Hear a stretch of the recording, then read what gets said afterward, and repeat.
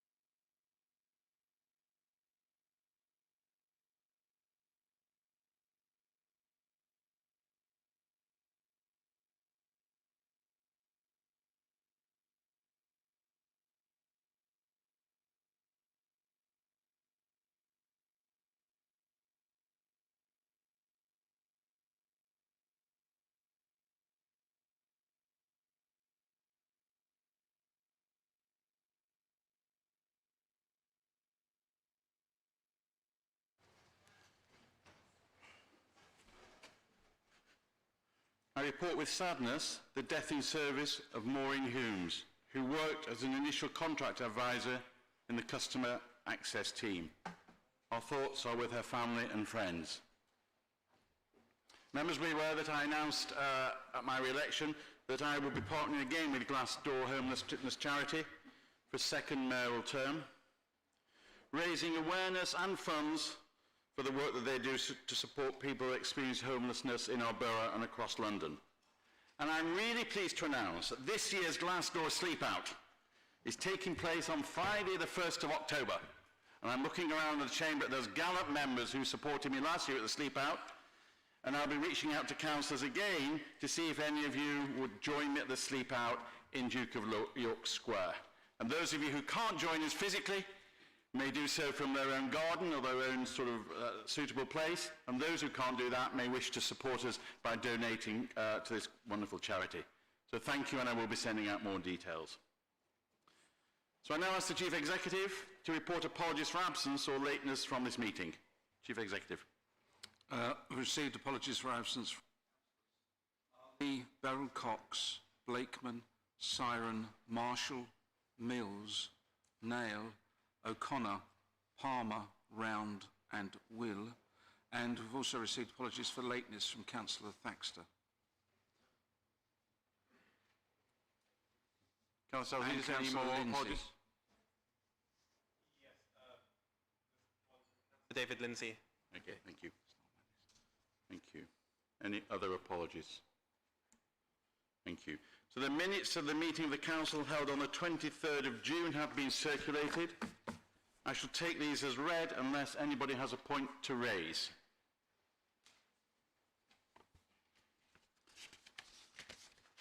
Thank you. I take those as read and sign them as a true record.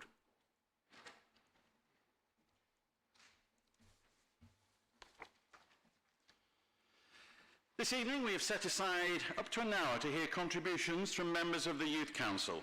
And you'll have noticed that I'm joined up here tonight by the Mayor and Deputy Mayor of the Youth Council, Iman Abdi. Good evening to you. And to Alicia Marquis, good evening to you. You're all very welcome to here in the chamber this evening. and we look forward to hearing your questions and your contributions. And I'm delighted to say that we've been working closely the last couple of months with the Mayor and Deputy Mayor to see how we can help promote them in the work that they do and do some joint events in the coming year. So welcome you to here this evening, and I hope that we see more of you at our council meetings. So I'm now going to hand over to our moderator, Susan Ritchie from Mutual Gain, who is here this evening to facilitate this part of the meeting. So over to you, please, Susan. Thank you. Thank you. Good evening, everybody. I was just talking to you before we came in this evening, and they're really keen to have use this as a starting point for a collaborative conversation with you as you go forward.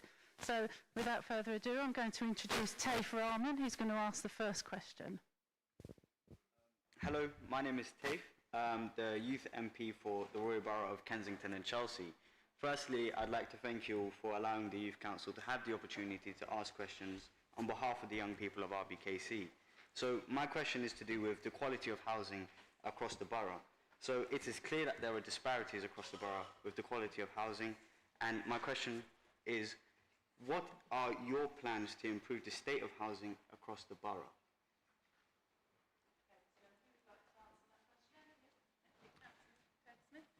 So, thank you very much, Tate, for the question, and thank you very much for coming with your other colleagues. I'm sure I called members of your cabinet. It's brilliant to have you here, and it's brilliant to hear, what you have to say and to get your feedback, and I very much welcome that. I think to answer your question, clearly Grenfell has very much shone a light on our housing, how we manage our housing, and the condition of our housing. And since bringing back the management of our housing back to the council in 2018, there really has been three priorities. The first one, clearly, safety. The second one is condition. And the third one, which is especially important to us all, is the greening of our estate to make sure that we have energy-efficient buildings. So, and the inquiry has been highlighting some real shortcomings in the way that things are managed in terms of the design and the construction, as say, the management of our buildings. And for me, the issue that's very clear for us is one key word for me, and that's competence. We have to ensure competence, that we can deal with these three priorities, and there's a great need for competence. The first priority, as I mentioned, was safety. There we ensured that we had fire risk assessments on all of our buildings conducted, and we've been transparent on that. They're all on the website. You can go on our website, put in a postcode, and you can see the fire risk assessment to your buildings. And equally, we've had a program of things like doors in terms of improving our fire safety. We found, I think, to our horror, that a lot of the doors that we had that we felt were safe and that had been certificated weren't, so we've taken the policy of replacing all of our doors. And although we mustn't be self-congratulatory, I think I'm really proud to say that we are the first borough in this country that now has received BAFE SP205 certification accreditation for safety, and it's something which I'm very much encouraging when I meet other people, other authorities, that this is important, that I think people take this and look and see how they might do that as well. The condition, we have done a stock condition survey of all of our buildings, and again, all of this is on our council website. You can put in again your postcode, it will show you your building and when the works are scheduled to that building. That is a massive task for us. The initial estimates when we got the housing back were actually only about 50 million in each 6 months. We seem to be doubling that amount, and we're now up to 400 million pounds and a programme to be expended over all of our properties to make sure that they are of the best quality and the best condition, and we'll continue on doing that. And then finally, in terms of greening, you may, I'm sure, aware that the council has given a commitment to be carbon zero by 2030. And although our housing stock is only 9,000 out of effectively 80,000 homes within the borough, we'll be doing our bit. And we've got some very innovative things that are happening at Lancaster West. We have a whole greening programme, and we're also creating a district heat network, because that's one of the challenges that's going to face all of our homes at the moment, how you heat them and be carbon efficient and have efficient buildings. And that's a great thing for us. We've received money from the government to enable us to do that, and it's going to be a great opportunity for us to evaluate how to do that so we can do that. So really, I think hopefully that's answered your question. I've probably gone out of time. Thank you. Thank you. Thanks for coming, Taif, and for this good question. Happy Eid to you, happy and blessed Eid to you and to all of you. This is a national problem. According to the latest figures published by the Council in its Plan 2019-2023, there are 72,300 households in the borough. If your question is about the state of the social housing, which is more than a third of the above number, then the answer is going to be to invest in the quality of the existing stock. The Council needs to develop its own land and assets on the long-term viability basis. This to make sure that we do not lose any land and assets in the process. I would also use the planning route using Section 106 by insisting on having the required amount of social and affordable housing units in any future developments on site as an alternative of having money in lieu of developers' contributions towards social and affordable housing. The irony is the government has published its white paper planning reform, which scraps the existing planning law and Section 106 altogether. If passed by the Parliament, then hands it over to the developers. Thanks. Kintosh to ask his question.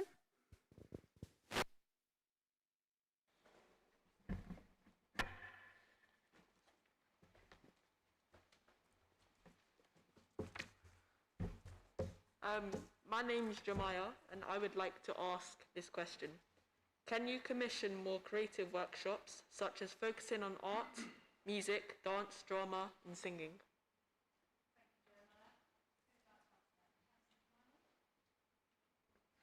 Thank you, Jai, and you're absolutely right. What things we've sorely missed over the last few years were the arts, music, dance, singing of all of them. I think anyone that's ever heard me sing probably wouldn't want me to do any more, but fortunately that's not what you're asking. Unfortunately tonight the lead member for culture isn't here, but she wanted me to answer your question in her place, and she's absolutely open to looking at things we can commission, look at different cultural services that we can offer, and there's a huge amount of opportunity that we can have working with the Youth Council. I understand that actually one of your members is on the grant funding programme for the grant panel this September, which puts together £60,000 of funding, of which only £30,000 has been spent. So you'll obviously be able to, I don't know which of you will be on that, but someone will be able to have input into that. She would also really want me to point out that we're in the midst of the Kensington and Chelsea Festival, which is all things art, dance, culture and singing all over the borough. It's been a great combination of local artists, local residents, and a number of younger people have also been involved. There's the Youth Quake going on up in Portobello. We've got activities all over the borough, including such things as, let me find it here. Over the weekends we'll have lots of different stages for the festival, so the young people will be able to take over the stage and put on their own shows and activities. That's going throughout July and August. The open call for that is live, and that runs until the 7th of August, if you know anyone that's looking for that one. I think this is something that really we're looking to encourage across the borough. We're also at the moment funding the holiday activity funds across Westminster and Kensington and Chelsea, which have a raft of activities, not just cultural but also physical and sort of just fun in the sun that we've all sorely missed.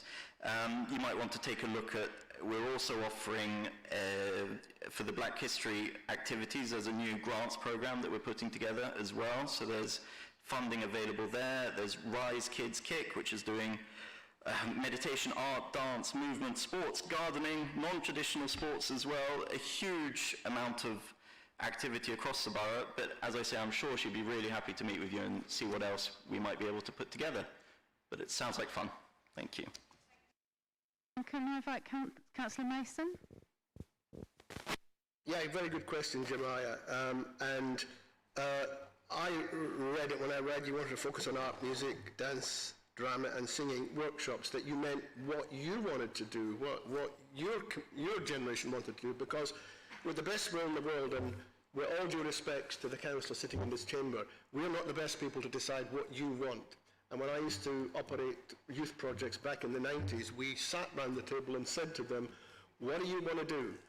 What, obviously within the law and within criteria, what is it you want to do? Because people are going to be young people, and we were all once young people. You want to do things that interest you and your community and your friends. And so therefore, as the cabinet member said, that there's money there, that the City Living Local Life money, there's all kinds of money out there if you want to do stuff. Over the time that I've been a councillor, we've run the 1958 Remembered back in 2007-8. I use that as an example because it ended up being a year and a half of community empowered projects. We put a steering group together of people like myself and others in the community who were like the organisers, but we didn't decide anything about the activities apart from the legal stuff. We didn't decide. The community and the young people, they decided everything. And we ran for a year and a half with stunning results, which we would not have had. So effectively, you, I think, and you and the Youth Council and the people linking to the Youth Council, you can decide to organise, energise any of these, any music, dance, drama, whatever, plays, anything.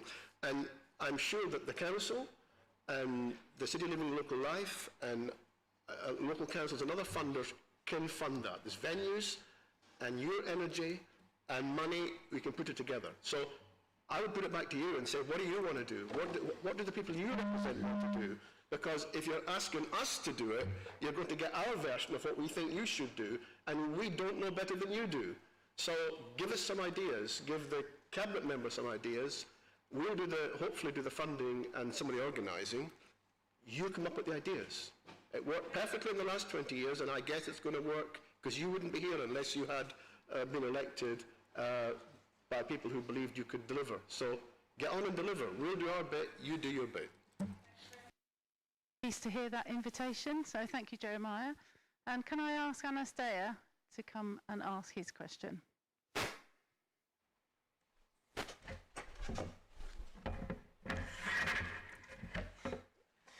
Thank you, everyone, and I join my colleague in thank you for actually inviting us to speak here today. Now, we know that housing is such an important issue for everyone, but many of us and other people, young people across the borough, were born and have grown up in these lovely areas. We develop friendships, volunteer, and deeply connected to this community. Yet as we grow older and move into an independent life, housing prices are not securing our future in the borough. London housing prices are already at a high level, with RBKC being one of the most expensive ones to live in. We know that council housing usually also doesn't favour younger people, as it prioritises family units instead of single individuals. So my question to the council is really simple. With the increase in housing prices, how is the council supporting young people who wish to stay in the borough when entering the housing prices to buy or even rent property? Thank you. Yes, thank you, Anas. I mean, these are two really big questions. Yours is a huge question, and I think I've got to first start by saying that obviously young people who've grown up in Kensington and Chelsea have made a huge contribution, do make a huge contribution to our borough, and we really appreciate the value that you bring and the benefit of helping you to remain here as you go through your education and into your further career. And as you've highlighted already, unfortunately we are a very, very expensive borough, and our housing is in very, very short supply. As you say, our average house price is an eye-watering £2.2 million in terms of sales. That is just obviously something which means buying or renting is difficult, if not impossible, especially if you're young. And obviously, although I can't control the price of property, what we can have an influence on is committing to increase the supply of affordable housing. That's where it starts from. And the solution of doing more housing is very much a joint top priority of the borough, along with safety, when we do our resident surveys. So we have a new homes programme of 600 new homes, and at least half of those are going to be at social rent, and the rest will be a mixture of affordable and private rent. And we've identified every single piece of land that we have recognising how unpopular this is going to be within a very dense borough, because every development we do has an impact on the people who live in the immediate surrounding. So in my job, I'm often meeting residents who have concerns about this, and some of those concerns are extremely valid. And we do try and take that input of local knowledge to shape our schemes, and I've got examples of that, which I won't go on because I'm time constrained, about how we've amended plans based upon people were saying. So we do take on comments on board, but we do need to find a solution to the housing crisis, and that needs everybody in our community to accept that we have a duty to increase the amount of affordable housing in our borough, exactly for the reasons that you've highlighted. And it's very easy for people to object to a plan and say, well, okay, I'm supportive of delivering housing, but I don't want it next door in my backyard, I want you to put it somewhere else. It's very easy to say that, but it's much more difficult to come up with a viable alternative. And that's the problems that we face here, particularly in a borough, as you said, which is so small and as expensive as us. So the homes that we're going to be building today are not just for your grandparents and parents that are living here in the borough, you know, but it's very much for your generation and for the future. And so any ideas and suggestions you have on how we might do that, I will always be gratefully received. Thank you.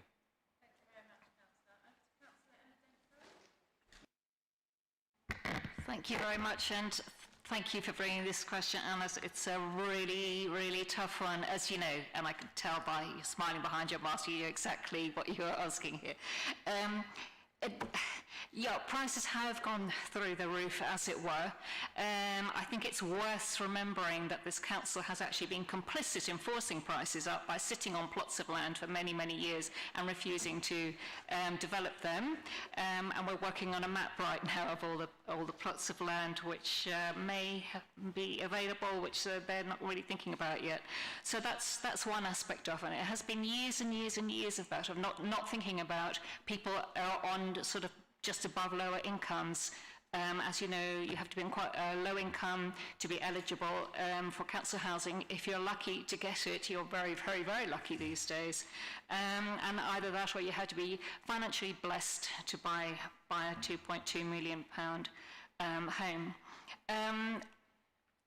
I'm absolutely devastated by this. You know, at some point I'm going to get old. My children are already very far away. Where are they going to be when I need them to look after me? I'm going to have to rely on social services. And there are hundreds and hundreds and hundreds of people my age who have been able to stay in the borough, and whose children are a long way away and who would love to look after their families and be near their networks, but house prices have forced them out. And having nurtured my fabulous children, and you, Anas, we're then going to lose you, and we're going to say goodbye. And I think it's an absolute shame, because we would all like you to stay and your children to stay and nurture and give back to this borough, just as I would like my own family to do, as I was lucky enough to do, born and bred here. So it's too late for my children. Please, please campaign on this. Talk to the nice man in the safari jacket there. And actually what we need on the few sites we have left, and this is something for you to bear in mind, is social housing, not intermediate at 80% and not private.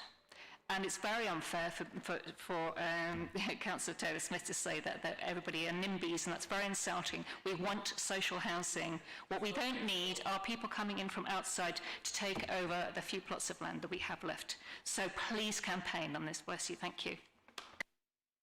So thank you, Anas. And can I invite Ibrahim Yeski up to ask his question?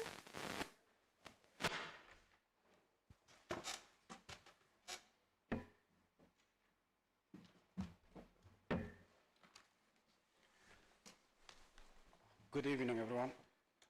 My name is Ibrahim Yeski, and my question is, how can we improve public involvement and participation in the council?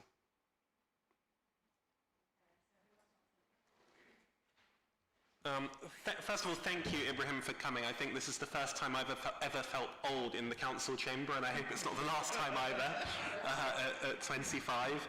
I always look at it through the prism of when I was your age, not that long ago, I would never have got involved in council business, and it never really translated into my own lived experience. So there is a challenge on that. Well, okay.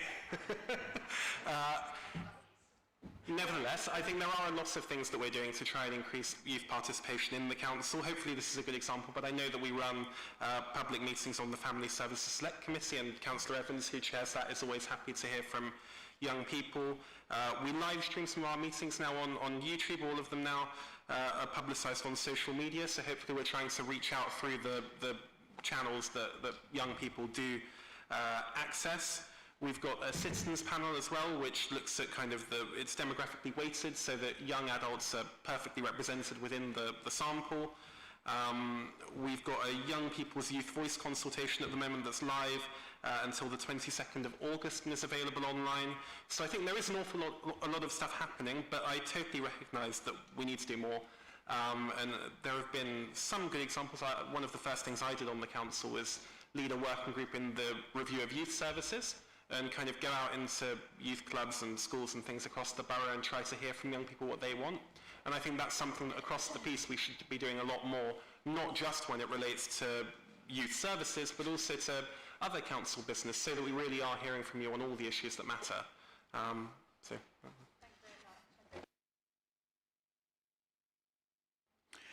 Thanks, Ibrahim. That's a good question, and I've been thinking about this question for quite a few years. This is one of the areas that I have been working on, and in my view, answering this question is the key to encouraging the public to engage and participate better with local and national governments. Back in July 2018, this council passed a motion encouraging residents to work in the council. Since then, we have had more local people working in the council. Though this progress is noted, it's not enough. And the newcomers have been taking minor positions. I have also noticed that the consultations that we run are not good enough, and this is a national problem. To solve this, the council leadership needs to be brave and dare to step outside the box and try new ideas. I call the existing process by which we manage all consultations the negative engagement, meaning the council advertises a consultation on a specific matter and waits for members of public to respond by post, email, online, and attending to advertise on a specific advertised location. In my opinion, despite the technology advances and online facilities, human interaction is still the best way to engage with people. We have local elections next year, as you know, and if we win, which is very likely, I will have this item on the top of my agenda as a newly elected leader of this council. After training our staff properly, I will send half of my staff out, which is more than 1,000 officers, to canvass in our borough 4 to 5 times a year to invite and to engage with local residents and businesses to share their thoughts with us and answer our questions.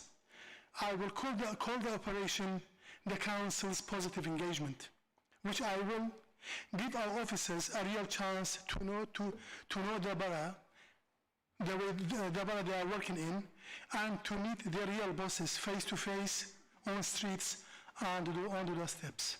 Thank you. Did you have, yeah. Oh, sorry, okay. So then my next question then is from Iman Abdi, our youth mayor.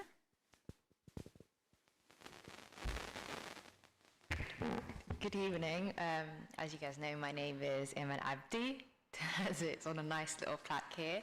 And can I say that it's really amazing to be here. It's a really weird experience because growing up, I mean, I've always been interested in politics, and as a child, because I was born and bred in the Goulburn ward, I just used to see Pat Mason running up and down estates with shop local posters, and I've been following ever since because there's something magical about this chamber. I saw Councillor Elizabeth Campbell elected after the huge tragedy, and ever since that I've been watching closely, and I feel like I speak for my colleagues and other young people that we personally feel like not that we would like to see our views more represented by you guys. Not to say that we feel let down, I'm not saying that, but as the mayor reminded me, the motto of our borough is to live in unity, and that's what we'd really like. I feel like regardless of political divisions, we should really focus on the needs of people that need it most. So without further ado,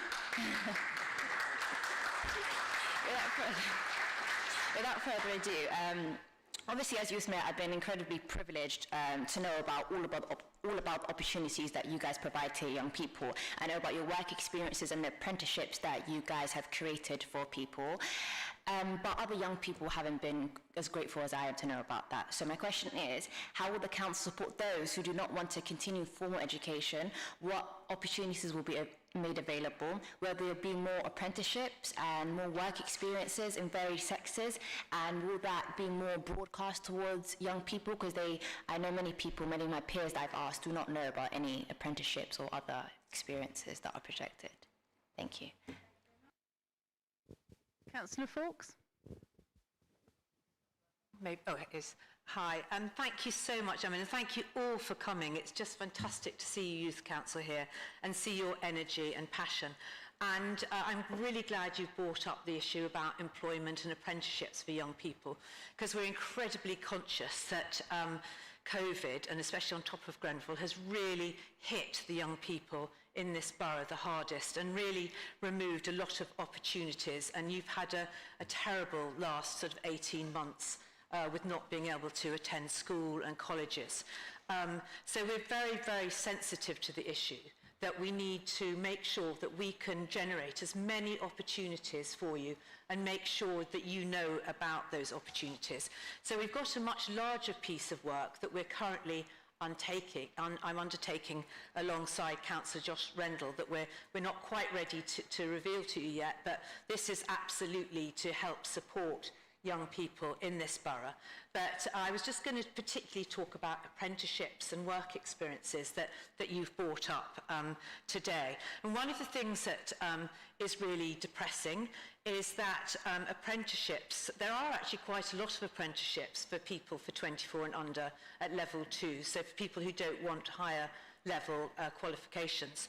But the number of people taking those up is declining year on year. And we've really worked hard, not just in this borough, but across the whole of London, to try and work out what it is that's actually preventing young people from taking up these apprenticeship opportunities, and rather to discuss some of those ideas now. I'd really love to come and meet you all to find out what it is. Why do you think you and your colleagues aren't picking them up, why aren't taking them, and what can we do to help encourage people that these are fantastic opportunities. But more to the point about what's actually going on in the borough at the moment, the excellent news is that we now have a dedicated apprenticeship officer in the borough, Susan Peters, so it's really great that she started here. And we also have a dedicated business account manager. And between them both, they're both talking to all our businesses and gathering opportunities and apprenticeships and knowing what there's what Helen's doing, talking to them. And Susan is actually setting up a whole programme, an apprenticeship schools programme from September, which is going to promote access to apprenticeships. It's going to give information to parents, because we know one of the real keys is for parents encouraging children to do this. It's going to help inform teachers about what's available, and it's obviously going to speak to young people and let you all know. We're also going to set up visits to employers, insight days, and actually get employers or businesses in the borough to come and visit youth clubs and schools to come and talk about what they're doing. And Morley College, which you know is in the north of the borough, have joined in this campaign to help more people get onto apprenticeships courses, and they're now going to start a new programme of pre-apprenticeships courses, which is going to help people actually get ready to apply to them and feel ready to take up an apprenticeship offer. So do encourage everyone to look at those. And as you've already mentioned, the council itself has encouraged apprenticeships. I think we've got 53 at the moment, but we've got some fantastic local young people who have taken up those offers. And we also have a supported intern project too here for people who might have special needs. So that there is actually a lot going on, and we'd really like more people to know about how much is going on. And that's what we're going to focus on in September with various things. But there's so much, I think I've already overspoken, but I'd love to come and talk to you all in far more detail about what's happening. Thank you. Thanks, Iman. This is linked to the previous question. There are thousands of success stories of who didn't continue formal education, and the apprenticeship are a route for achieving that. The motion that was passed in 2018 answers this question as well, but it is up to the leadership and officers for implementing them. We have 15,300 businesses in the borough, providing 142,000 jobs, and yet the council and its leadership did not manage to form a large-scale partnership and understanding with those businesses to provide jobs and apprenticeships for unemployed residents and school leavers. While we have the right policy in place, we just need a little bit of imagination and commitment to implement it. This is going to be the second item on my agenda for next year, this year. This is my commitment to you. Thank you. Marquise to ask her question. Good. Thank you again for having us. I know that the council previously had plans to renovate the North Kensington Library.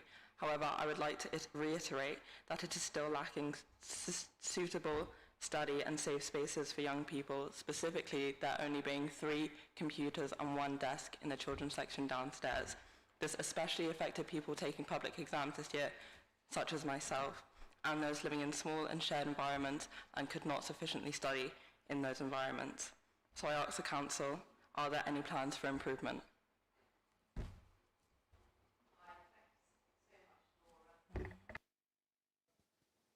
Thank you so much for coming, and I totally agree. I think it's fantastic that young people in this borough want to go into our libraries to study, and I'm really sorry that this year there weren't more computers and more space, but as you know, because of COVID restrictions and social distancing, we had to be quite careful as to how many we could provide and have in the libraries at that time.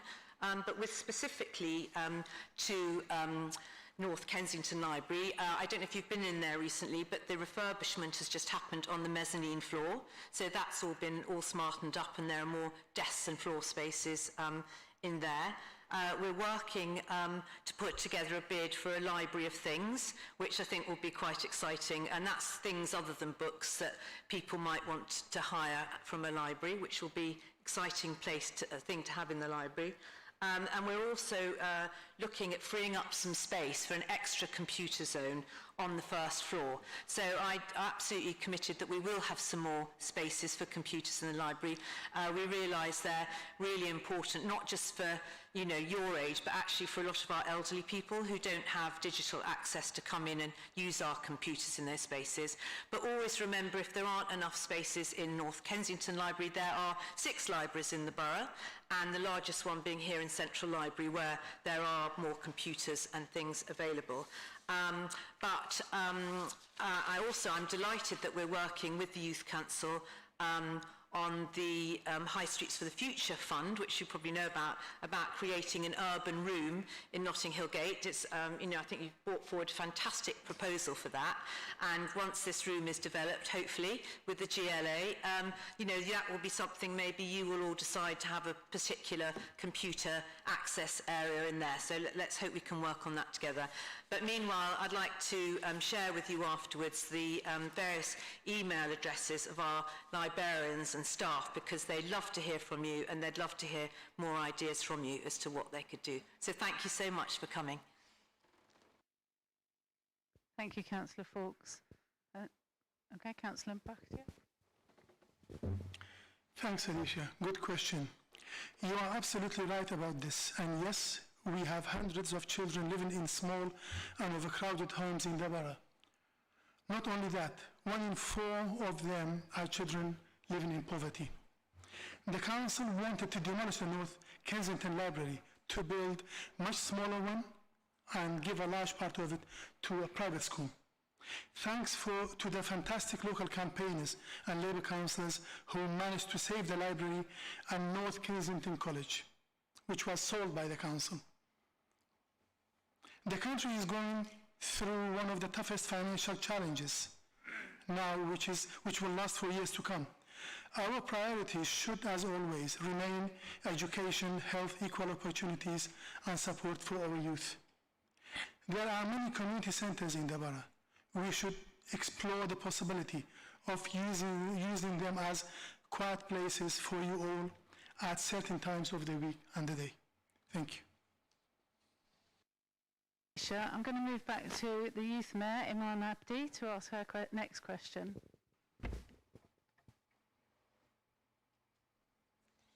I'm very sorry for speaking again. You're probably tired of my voice. But the last question, I promise. The young people I've spoken to believe that services available in the borough are difficult to find out about and to access. So would it be possible to create a website directed at young people detailing where and when everything is happening? Would it be possible to promote these kind of events on social media platforms such as Instagram to increase accessibility to young people?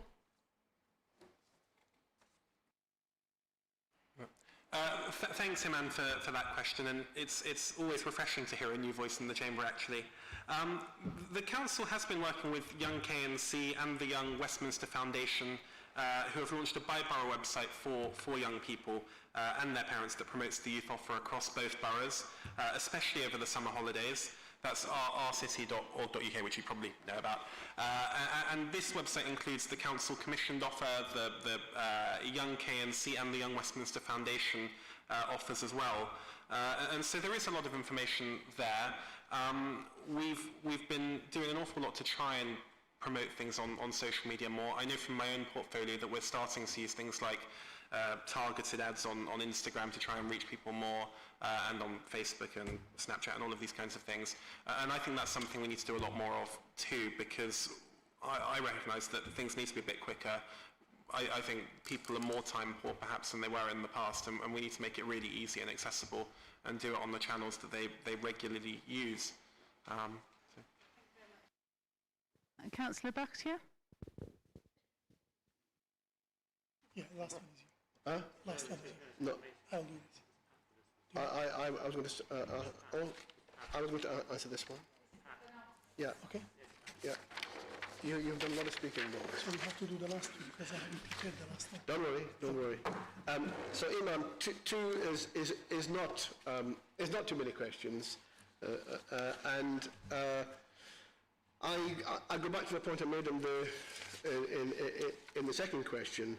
I hear what's being offered, and I'm no doubt it's been offered. But if members of the Youth Council come here and tell me that it's not working, or they don't know about it, then you're much more tech savvy than people like me are, or people in this chamber. So I ask myself either what kind of operation we've got going, or how we're telling you, young people, what is there. Is it all disparate? You're asking for a one-time website, I believe. So again, if I'm the leadership team member, I'm probably going to call you in. I'm going to call the Youth Council, whoever has brought this question up within your ranks. I'm going to call a group of you in and say, look, this is what we do. How do we either improve this, or how do we do this? Because it could be that what we're providing is not what they want, or they're not able to access it in some way, or we're doing it in some old-fashioned way that they don't want. So it's a rerun of the second question, really. Do we know better than them? I think actually they know better than us. So let's not waste any money and time. Let's get them in, and you could refer them to the IT people, the tech people here, and see what their ideas are, and see if we can rejig the system if it needs to be rejigged. Nothing should run forever on the same path. So, Imam, I would suggest that you push in and ask to sit around the table with some of the people that make these decisions, because this council, of course, has said that it's going to change at the council, read it, and we're supposed to be moving. You're the new generation. In just a few years, you could be sitting here. I expect you'll be sitting here, because some of us won't be sitting here. Either we'll be flying out in space or we'll have retired. So you need to get in here now. When I was your age, just like Councillor Falicitis, I was very, very aware of politics, but I wasn't coming into the chambers of my council, because I saw them as old fogies who didn't know anything about what I wanted as a young 15, 16-year-old. So I do think it's amazing you're here, and given that you're here, they need to call you in, because you know better than we do. That's a fact.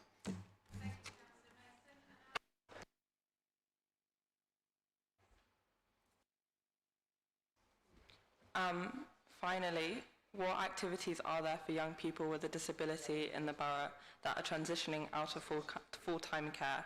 This is specifically for 18 to 20-year-olds who are living independently and may need to learn skills such as cooking.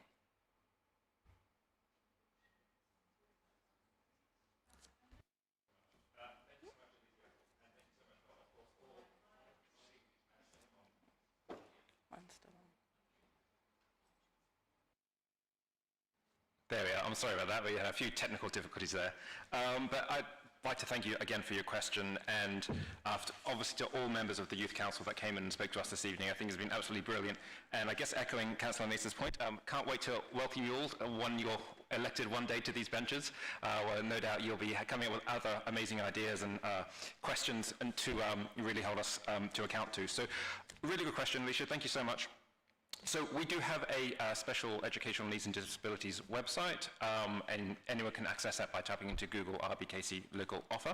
And that provides a list of activities, especially coming up this summer, for people who are in the age bracket like you mentioned, who are transitioning from obviously youth to adulthood, especially the 18 to 20-year-olds. And it's all listed there under summer activities. And of course that's updated every so often in order to get the best possible results and activities for young people to do. So, for example, this year, as a bit of a ballpark, we've got various activities hosted by the Harrow Club.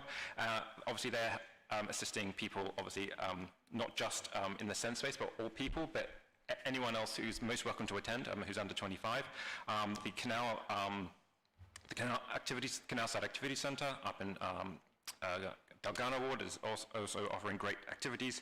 London Sports Trust as well.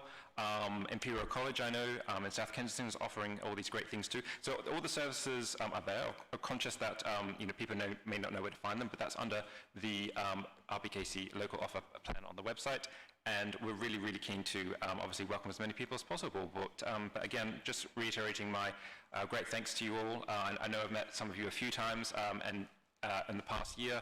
It's great to see. I think you did a fantastic job as a youth council in organising the Grenfell Assembly we had recently and everything else, and really taking a real part in organising that and running as well. So I'd just like to, from a bottom of my heart, heartfelt thanks. Welcome everyone, and you're welcome here anytime. This chamber is yours as much as ours, and we look forward to seeing you soon. Sure. Chair. Well, given what Councillor Rendell has said, I would again be asking why you don't know this information that he has just trotted out here, which no doubt is there. Is it because it's somehow not accessible? Is it not on the media that you access, or the people you represent access? What is it? If we're putting information out there that they are not accessing, I, as somebody who's not your age, would want to know from you why that is. I don't know the answer to this, and I would want to know the answer to this. So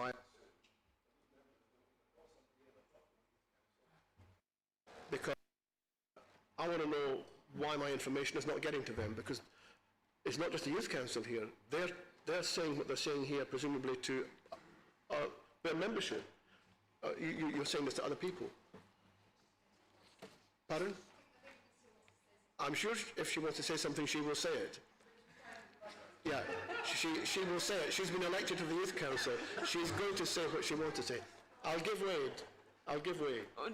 Just because you were directly asking me, I think it's not that there is a lack of activities, as like you said, there are abundance of them. However, it's about getting the message out, and as Aman already illustrated, it's about putting it on more accessible platforms. If you have websites, I feel like that's what parents usually go for. That's how they get around. I wouldn't automatically come to the RBKC website to think about all the opportunities. I might go to my local sort of play centre website and see what they might have on, but not necessarily to the council as a whole, if that makes sense. So it's definitely more about outreach. That's the point I was getting to. That's the answer you would get. That's the answer we want. We're not putting it out on the right media for you and for the parents. So we've got to connect. Well, yes, but people our age are not going to know perhaps what media they want they access their information on. So will you connect with you'll connect with. I'd like to ask Iman to have the final word for this evening before we wrap up this round of questions. They've all been really pleased to be here. I can feel all the satisfaction of you all for them being here as well. So if we could give the last word to Iman. I'd like to share a little anecdote about when I first tried to get to my position as youth mayor. So obviously I had to run around finding 50 nominations to get through the second stage of being elected as youth mayor. So I went around asking young people that I went to school with, in and out around Ladbroke Grove, the main North Kensington High Street, and several of the people I asked, I said, "Hi, I'm running for RBKC youth mayor." And they said to me, "What's RBKC?" And I was like, "Are you serious?" And I was like, "Look at the street sign, we live in RBKC." And they were like, "I have no idea what you're talking about, we live in London." And I had to hammer on them like, there's an actual council, there's people that do stuff for us, not just at government level. Everything's not centralised to Westminster, devolution exists, these people are here for a reason. And I genuinely feel like that is what the problem is. Young people do not know enough about politics, and whether that be a national issue or a regional issue or a local issue, I really feel like it's the council's responsibility to get young people up to date about what they're doing, because at the end of the day, all of your policies, I assume, are for the benefit of us. We're the people that are going to really feel the effects of you guys' policy.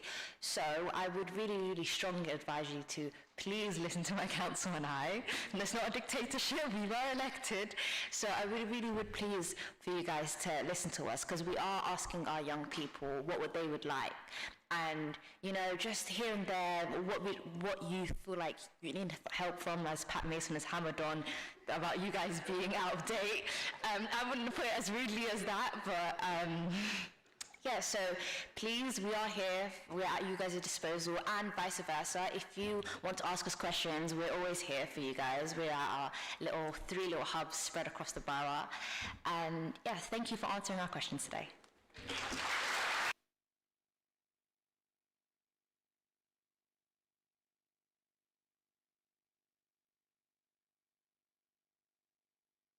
And thank you to you, Susan, for facilitating that. So I think our young people are now going to leave. You can stay and listen to the next 3 hours of excitement, or you can go. But thank you very much indeed. Lovely to see you.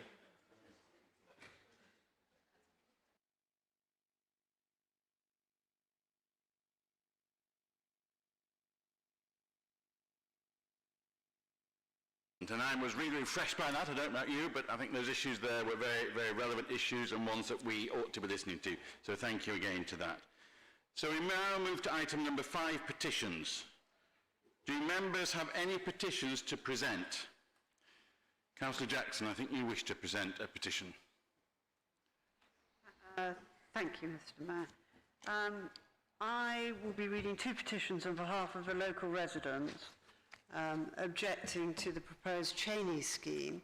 There are two petitions, an online one organised by Stop Cheney Project Association, signed by over 170 people, and an actual one signed by around 83 residents by the Lots Village, Chelsea. The online petition reads as follows. Stop Cheney Project Association started this petition to the Royal Borough of Kensington and Chelsea, two others, and the councillors of the Royal Borough of Kensington and Chelsea. We are asking not to permit the building of the multi-storey residential property over the proposed redevelopment of the Cheney Nursery in Thorndike Close, Chelsea.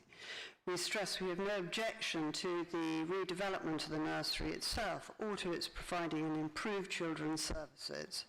However, we object to the residential block proposed on the premises of the current Cheney Nursery for the following reasons. The residential block is proposed to be on a narrow footprint on top part of the nursery and to be from 5 to 7 stories high. It would be disproportionately massive on this site in this context, being considerably higher than the houses in Thorndike Close, and would overshadow these, causing overlooking, loss of daylight and sunlight, as well as affecting houses in nearby Uverdale and Tadima roads. This would also greatly increase car traffic in Thorndike Close. The block would furthermore have an overbearing and overshadowing effect on Westfield Park, especially on the Rose Garden there. The completion of the Lots Road Power Station site will shortly produce another 420 residential units in Lots Village, therefore providing a substantial contribution to RBKC's housing needs. We have grave concerns that, as well as the promised and long-awaited 55 units of extra care affordable housing, the council is nevertheless seeking to develop yet more sites in Lots Village, which is foremost in the employment zone and in an area that's already one of the most densely populated in the country. The actual petition, whilst also agreeing with the aforementioned, includes these additional objections and concerns. It reads as follows. This would be disproportionately, or this residential block would be disproportionately massive on this site, and in this context being considerably higher than the houses in Thorndike Close. It would overshadow these, causing overlooking, loss of daylight and sunlight, as well as affecting homes in nearby Uverdale, Tadima and the King's Road. The proposed residential block would furthermore overlook the children's play area. The current plans also appear to entail partial loss of the park, which is much valued by the local community and part of the conservation area. Thank you. Somebody wish to collect that petition, please? Thank you. Councillor Mason, you wish to present a petition? Yes, Mr. Mayor. I have a petition to create an urban forest in North Kensington, signed by a total of 2,141 signatures, broken up into 1,365 online and 676 on paper.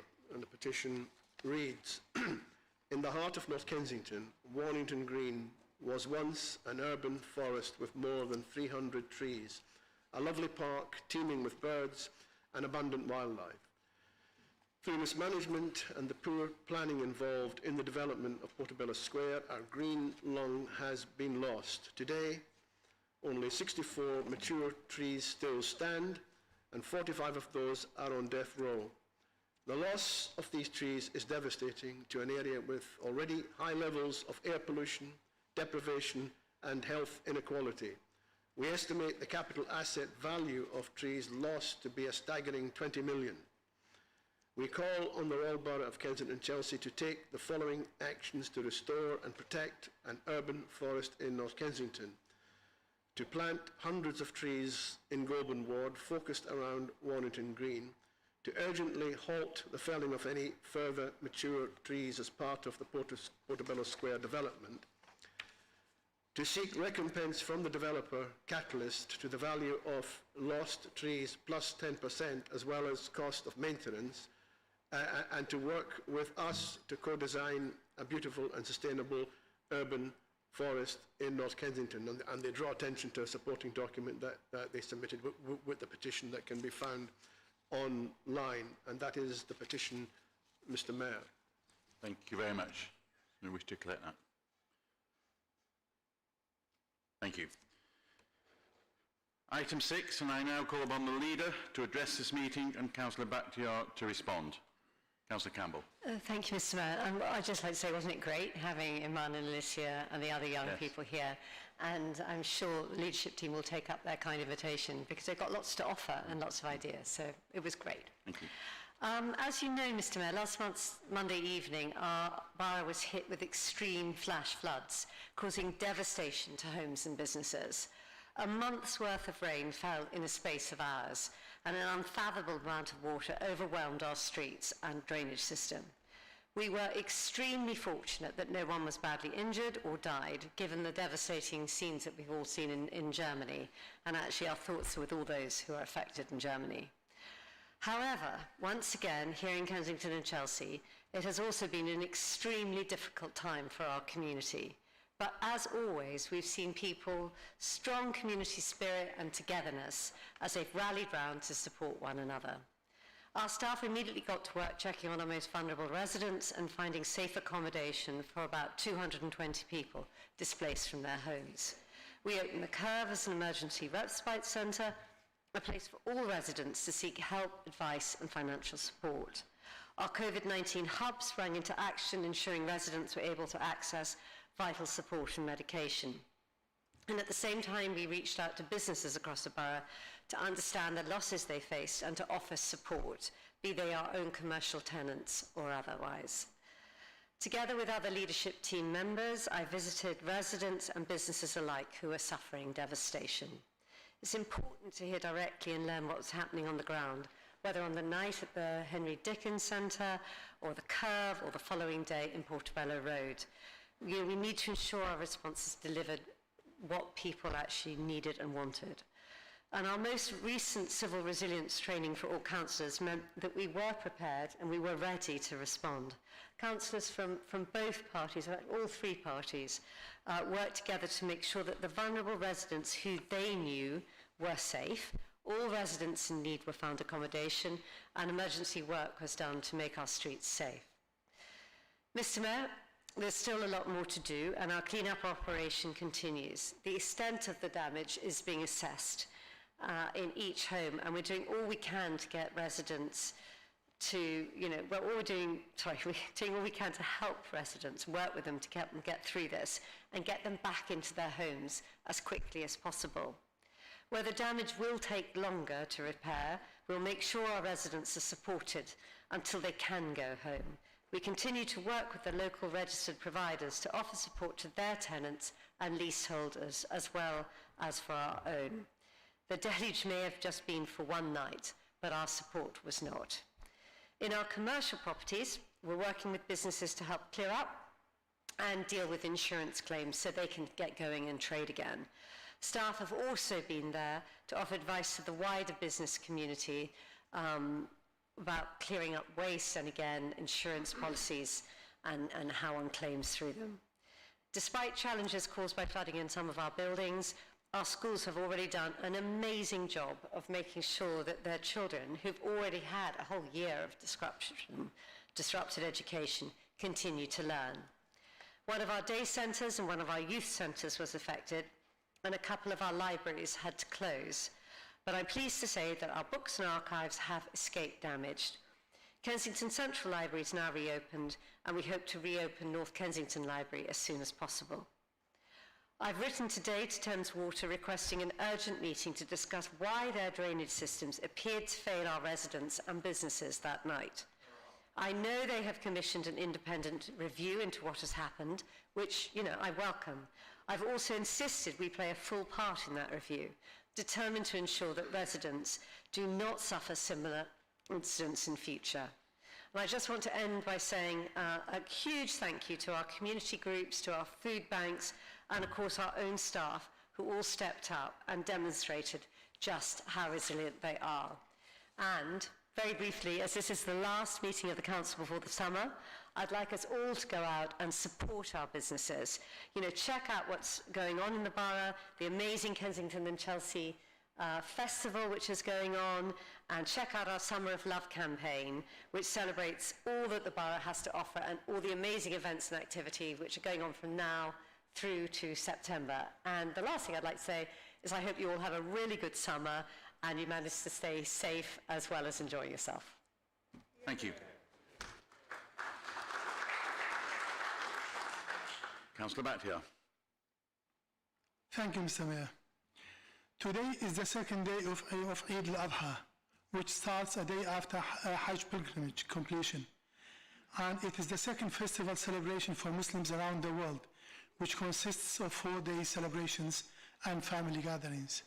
I would like to start by congratulating our borough residents, especially our large number of Muslims who live and work in here, and wish them all a blessed Eid and good health and happiness. Mr. Mayor, in the last week's heavy rain, 3 inches of water poured down in less than 2 hours. Many wards were flooded, and the rest of the borough and North Kensington were also badly affected. Many homes, businesses, and schools were flooded and damaged. The council reacted relatively quickly and moved those who have been affected by the flood to hotels and used the care center as a base to provide support and advice to our residents.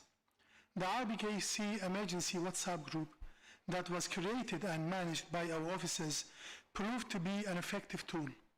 I personally have reported blocked drains and manholes in Henry Dickens Court, and I was surprised to see contractors on site unblocking and clean the entire estate the following day.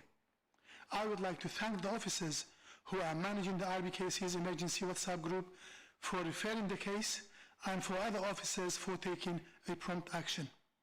However, we need to ask, when was the last time that the council sent its teams and contractors to inspect and clean the drains, manholes and gutters in the council estates? The same question should be asked about other social housing providers in the borough. The last flood was in 2007, when the council should have liaised with all the housing associations to identify what emergency procedures they had. RBKC should also have liaised with Thames Water to remedy the problems. It extends far beyond the RBKC and housing associations' residents. Last week's flood proved that we have big gaps in our emergency plans. We have 25,700 households living in our social housing in the borough, while a small proportion of those who live in these flats are leaseholders. Most of the rest are tenants and depends on services and maintenance that are provided by the council and other housing providers.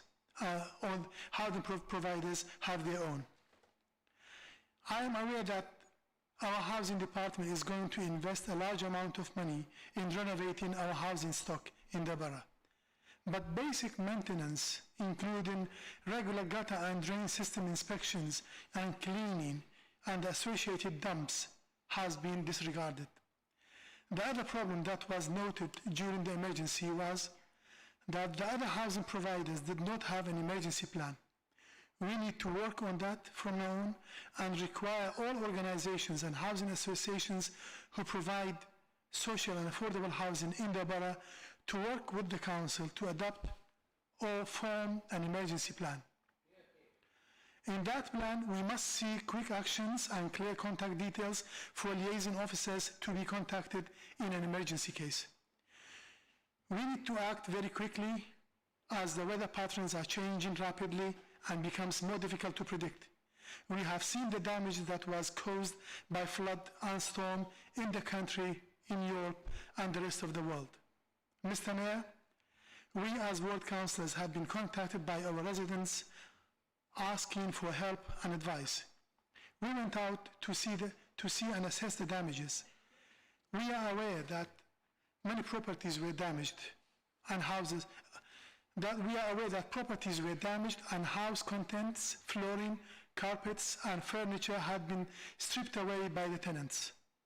Most people have building and content insurance to protect them in these types of circumstances. But many of our social housing tenants don't have content insurance for two reasons. The first one might be because they are relying on the landlord's building insurance, and the second one, most important one, is they cannot afford. Mr. Mayor, we live in a borough where 1 in 4 children live in poverty.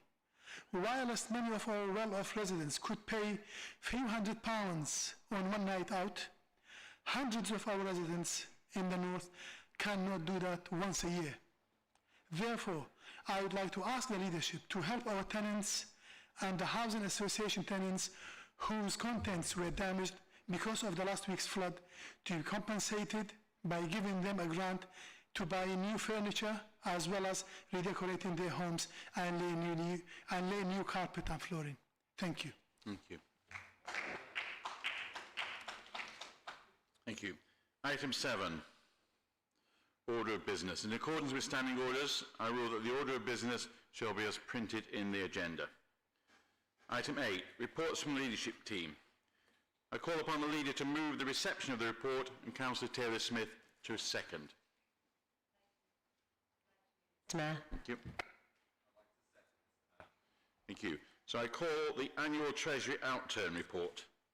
Councillor Wheel, do you wish to introduce this at all? From a seated position. Mask, microphone, seat, go. Thinking, walking, chewing gum, all together, none of it's possible here in this corner of the chamber. No, I don't think there's very much to add to this report. It's simply an annual report showing how much we've borrowed, how much we've paid back, what sort of interest rates we were carrying over the year. I mean, everyone will notice what low interest rates we receive on our fixed interest borrowing.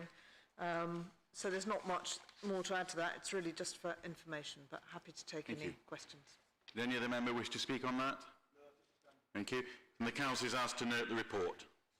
Reports of Council side committees. Item 9, report of the Administration Committee. I call upon Councillor Campbell to move the reception of the report and Councillor Thalasitis to second. I'd like to move the report, Mr. Mayor. Second. Thank you very much. Does anybody wish to speak on that report? Okay. I ask the Council, therefore, to note the report. Item 10, matters referred to by Scrutiny Committee. There are no matters referred to this meeting. So we now move to item 10, so that's item 11, sorry, questions to lead members. So question 1, I call upon Councillor Hammond to read his question printed on the agenda paper. Thank you, Mr. Mayor.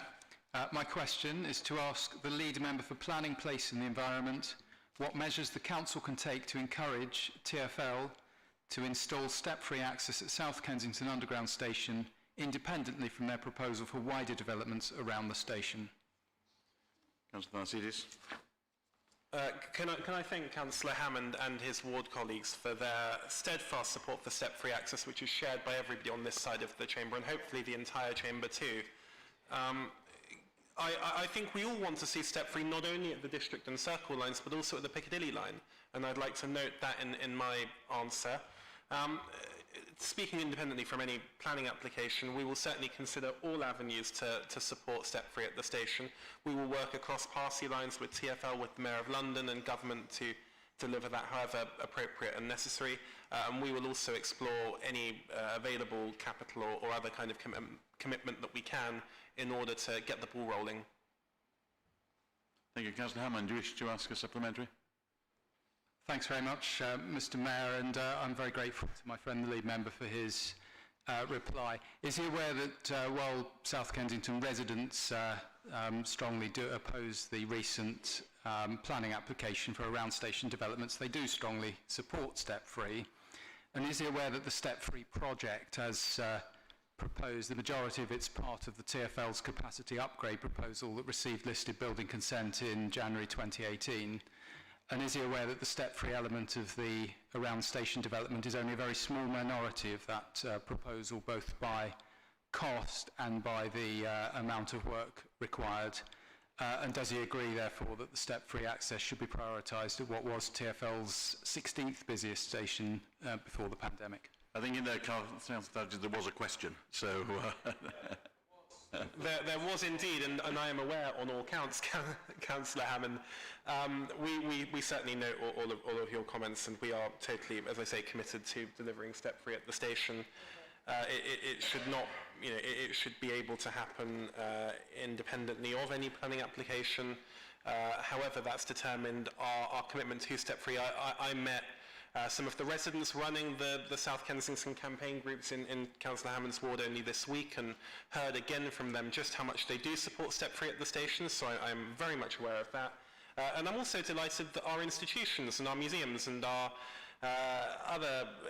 universities support step-free at the station too, because they're an important part of the community in South Kensington, just as the residents are indeed too.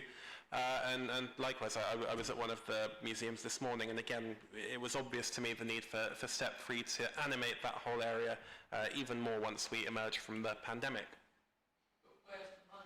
Thank you. Councillor Atkinson, you know that's not a proper thing to do to ask a question. The question's been asked, it's been answered. Thank you very much. Councillor Wade, will you please now ask your question? This is a question for Councillor Randall. I understand that in at least 4 schools, Barsfield, St Cuthbert and Matthias, St Philip's and St Barnabas, and St Mary Abbots, that they've all let about 9 members of staff go in each of these schools due to falling roles. I'd like to know how this is impacting on schools across the borough. What plans are being considered to support the schools that are marginally financially viable, and whether we can take this opportunity to improve integration, reduce class sizes, and reduce the number of children requiring additional support in each class year. Councillor Randall, are you going to answer that? Yes, thank you, Mr Mayor. Thank you to Councillor Wade for that, and I think it's a very important and pertinent question. School roll numbers in this borough, especially primary school roll numbers, are indeed falling. However, that is not an issue pertinent just to RBKC. That is a London-wide, especially West London-wide issue in regards to that, and we're doing all we can in conjunction with the Schools Forum in order to help those schools come up with those budgetary measures. So last year in June 2020, the Schools Forum commissioned the ISOS partnership in order to help them determine what to do in regards to falling roll numbers and especially budgetary pressures. ISOS came back with 9 schools who reported challenges, especially on the budgetary measures. All of those are currently under, we're having meetings with all those schools in order to help them maintain their budgets and ensure that obviously provide the best education to their children. And those things can be regarding obviously taking schools from 2-form entry to 1-form entry, having a look at federation, having a look at other means that we can help those schools provide to get those best education possible for those children. All the schools that we've had provided, we've been really proactive and tried to mitigate the risk as much as possible. I've met with many of them. In fact, the leader and I met with 5 of these schools only about 3 weeks ago in order to provide them with some information and further assistance, what the best way we can as a local authority can do. Schools who are deemed to be at high risk, we're working through them through the summer and autumn this year in order to bring them about back into, in the black, let's say, and the Schools Forum, and that will be reported back to the Schools Forum this coming autumn. But any queries or any specific issues you have, Councillor Wade, about a particular school or particular concern, I'm really happy to raise with me directly or with senior officers. Really keen, obviously, to help out. I know you've come with me for some issues before what I think we're close to resolving now, so anything that you do see, very happy to approach me at any time, and we'll see what we can do. Councillor Wade, do you wish to ask a supplementary? I was just wondering whether this is an opportunity to acknowledge the value of our supplementary schools, and such as the award-winning Earls Court Supplementary, and provide funding in order that they can provide their summer schools education, because many of those school children will have lost quite a lot of education this year. Thank you, Councillor Wade. We're actually providing a lot of summer programs across the course of the coming weeks in order to help children obviously get back up to some educational attainment. I'm not sure specifically about the supplementary school, but I can get back to you on that and see what we can do. Thank you. Councillor Allenbrook, read your question as printed in the agenda, please. Question 3. Thank you, Mr. Mayor. I would like to ask the lead member for Adult Social Care and Public Health to advise what the Council are doing to address obesity and other health inequalities post-COVID, given that we know that people with comorbidities are most likely to be affected by COVID and have the worst outcomes. Councillor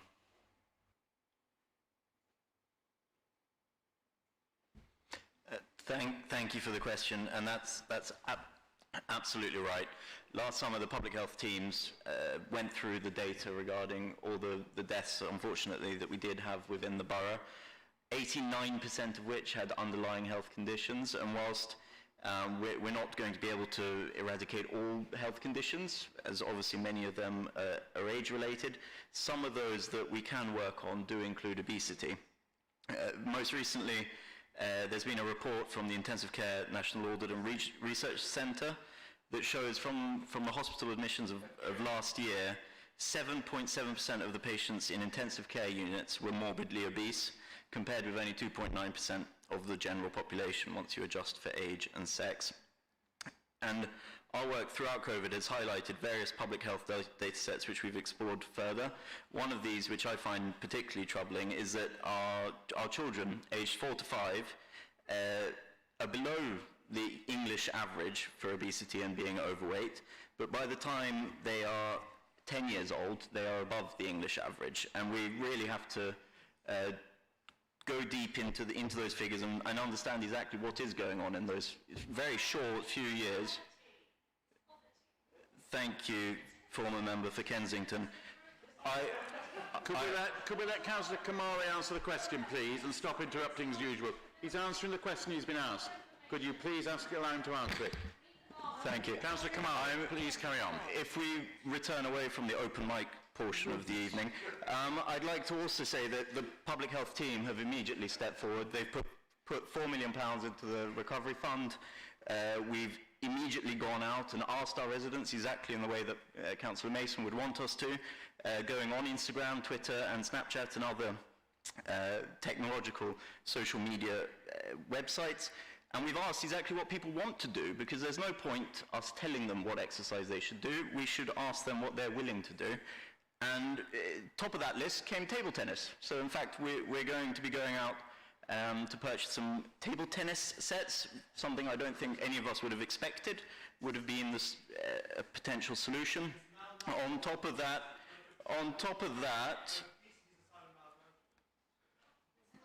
thank you. Will you please carry on? Yeah, thank you, Mr. Mayor. Thank you. It's not your question, former MP. We've also gone out to commission a new service called HealthWorks. It is the answer you're being given. Honestly, I can spend the whole evening responding. Please carry on, Councillor Kamali. Thank you very much, Mr. Mayor. Can you please keep it brief? I'll keep it brief. Something else that the public health team have immediately commissioned is a weight management program, which has already gone out to support more than 200 residents. They're putting forward a number of digital weight loss programs to make things readily available for people who wish to take that up that way. They're also working on a program called Man vs. Fat, something that I can certainly make use of, which will be around establishing a football league so that our residents can actually engage in physical exercise and have some fun. And I think we can all acknowledge that over the last year, it was our daily exercise that we all absolutely enjoyed, needed, and was so good for not only our mental health, but also for our physical fitness. And I'm very keen that we make sure that our daily exercise is something that we can do forevermore. And I'm personally very keen, given my father has diabetes, that I don't end up in his shoes. So I'm going to look at some of the programs that might perhaps be suitable for me. So thank you very much. Mr. Allenbrook, do you wish to ask a supplementary?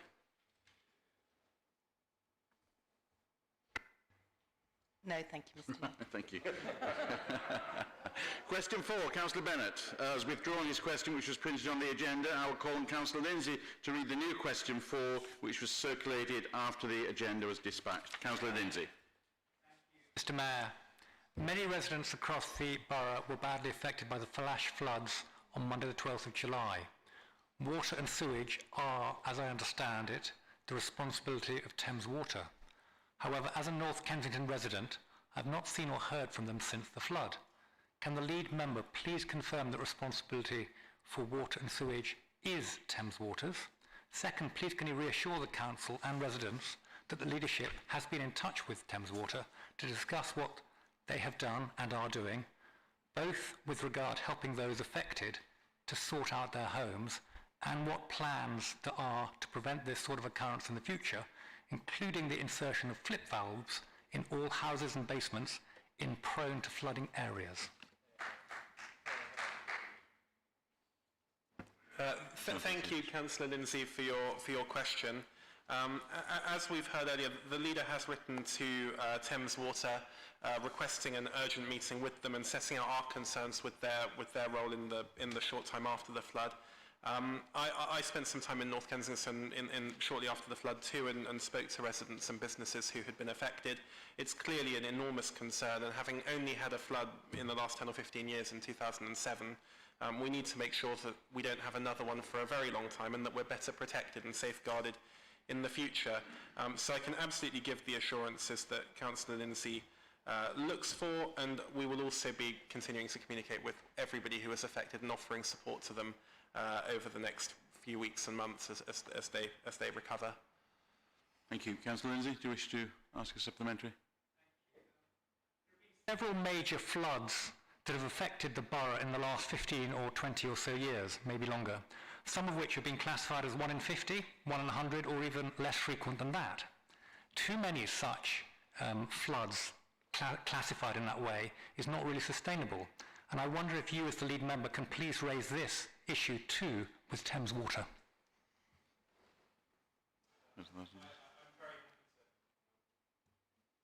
I'm very happy to do so.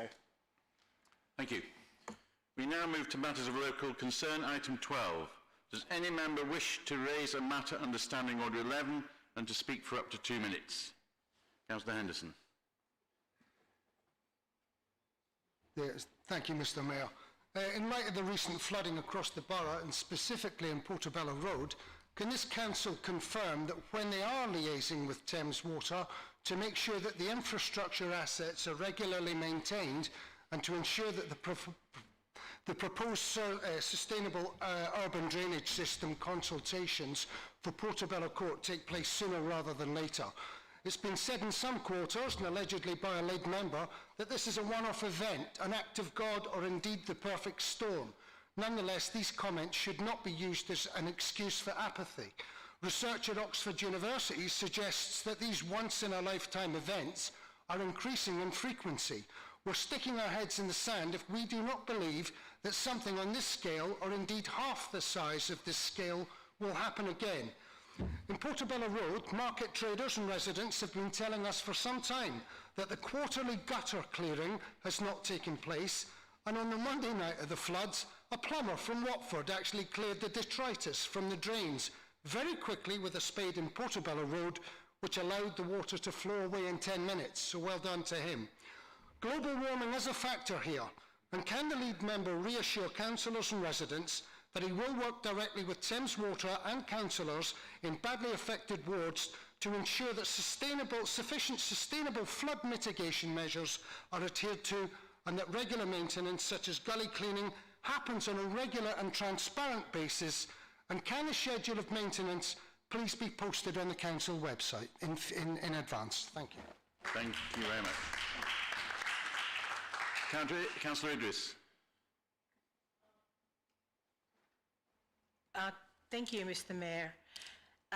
For the July 13th Planning Committee, Brompton and Hansdown had 2 major applications in Pelham Street at number 40 and number 63 to 81.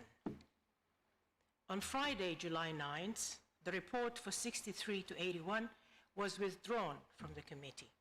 citing the report omitted consideration of a new London plan, policy D9, as a reason. By that time, residents have already spent thousands of hours with planning officers and private planning experts, and over £150,000 in consulting fees and expenses in these applications. By Friday, the experts were on their way to London for Tuesday committee meeting. Train fares were paid, hotel rooms were booked, and speeches were rehearsed. Some of that was cancelled. However, not all of it was refundable. Then, on Monday, July 12th, a day before the committee was to meet, the report for number 40 was also withdrawn. Mr. Mayor, my residents were outraged, and rightly so. They care hugely about our community and its welfare, and want me to ask Dr. Quirk, what is being done to avoid this kind of financial, emotional, and physical waste of resources in the future? Thank you. Thank you very much. Thank you. Councillor Atkinson.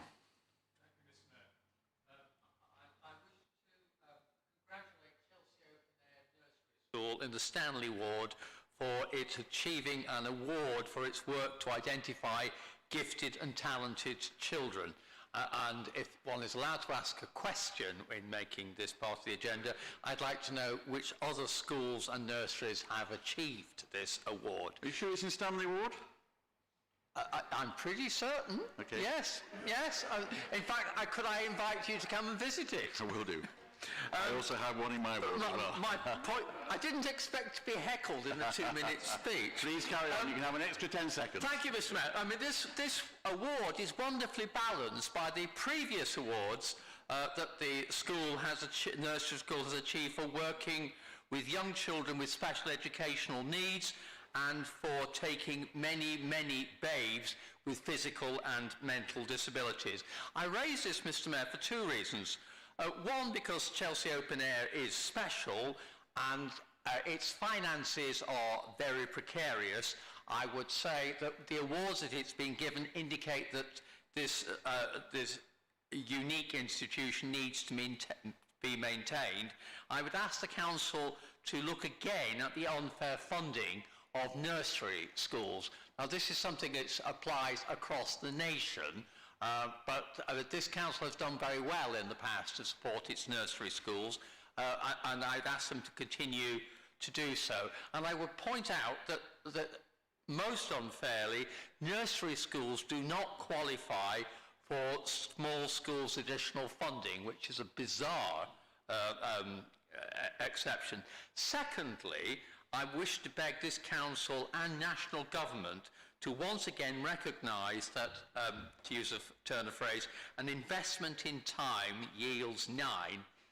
Too much focus in this country is placed on university education, higher education, and not enough on early years. I would urge this council to look again at how we finance early years education, because this actually has the best benefit.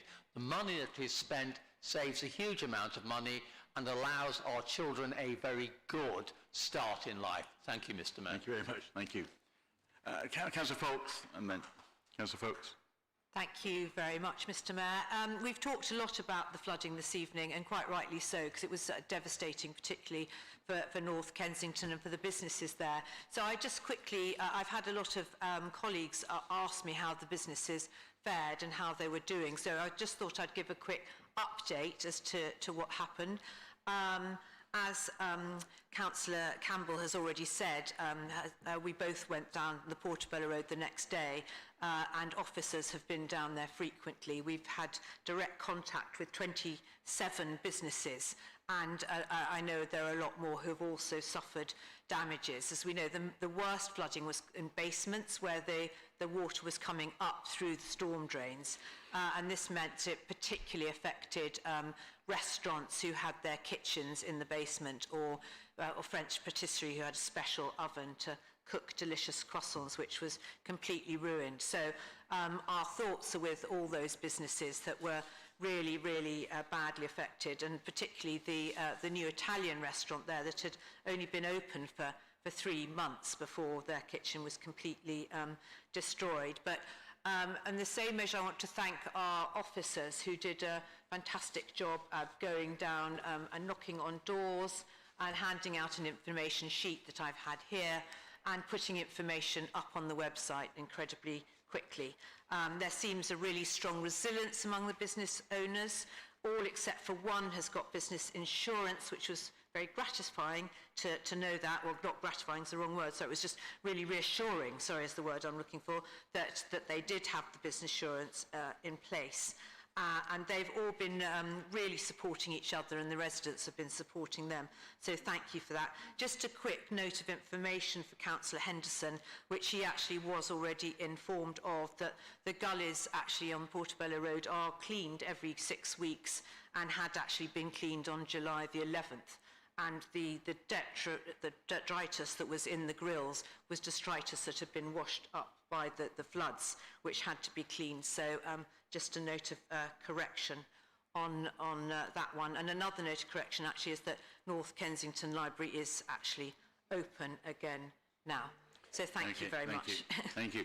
I'm allowing a couple of extra SO11s because with a long break, and there's also, I wanted to do a couple of extra contributions regarding the flooding last week. So, Councillor Press, last one, please. Thank you very much, Mr. Mayor. I appreciate that. And I think Mr. Henderson will come back to Councillor Fawkes on that from our local knowledge.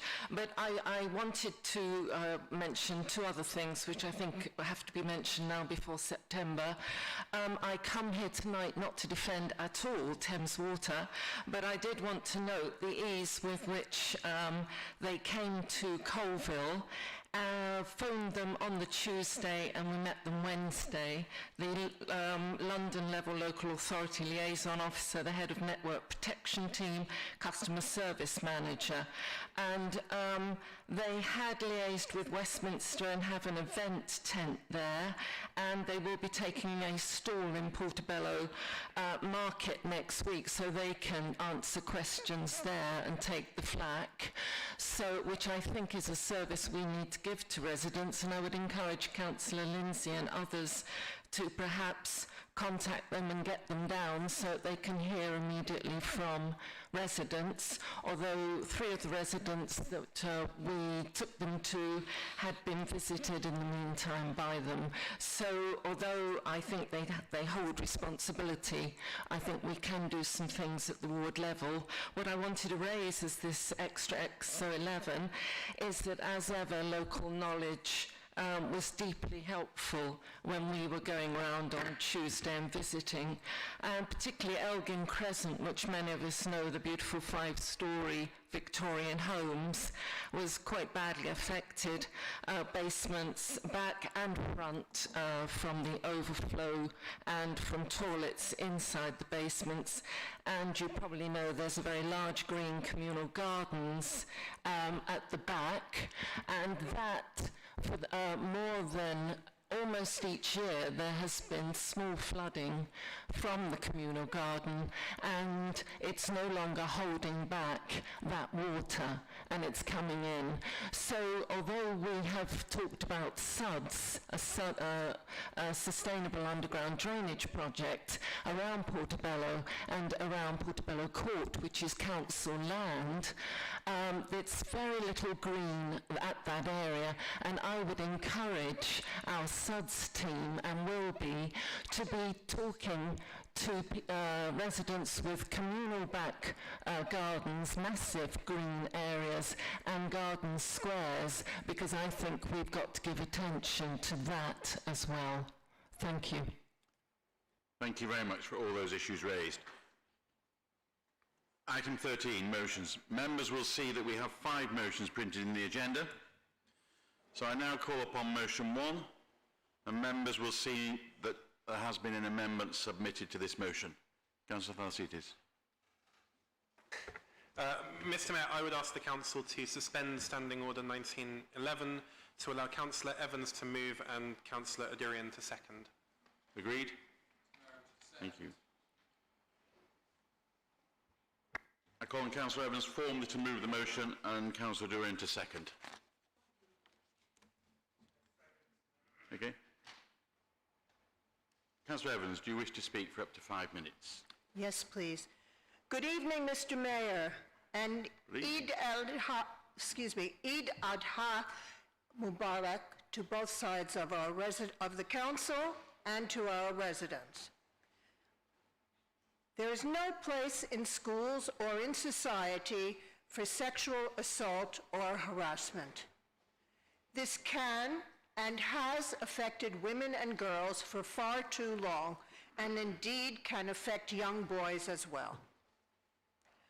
Following submissions to Everyone's Invited, where we had incidents from only 3 schools, 2 independent schools and 1 maintained school, and the brutal assault and murder of Sarah Everard, we must work together as a council to change the culture in our institutions. Now, I mentioned 3 incidents that were reported, but how many weren't reported? That is the question. We cannot infer that it does not occur more than the 3 incidents reported. And why aren't they reported? For many reasons. Intimidation by peers, threats of retribution by perpetrators, shame from family members, fear of not being believed.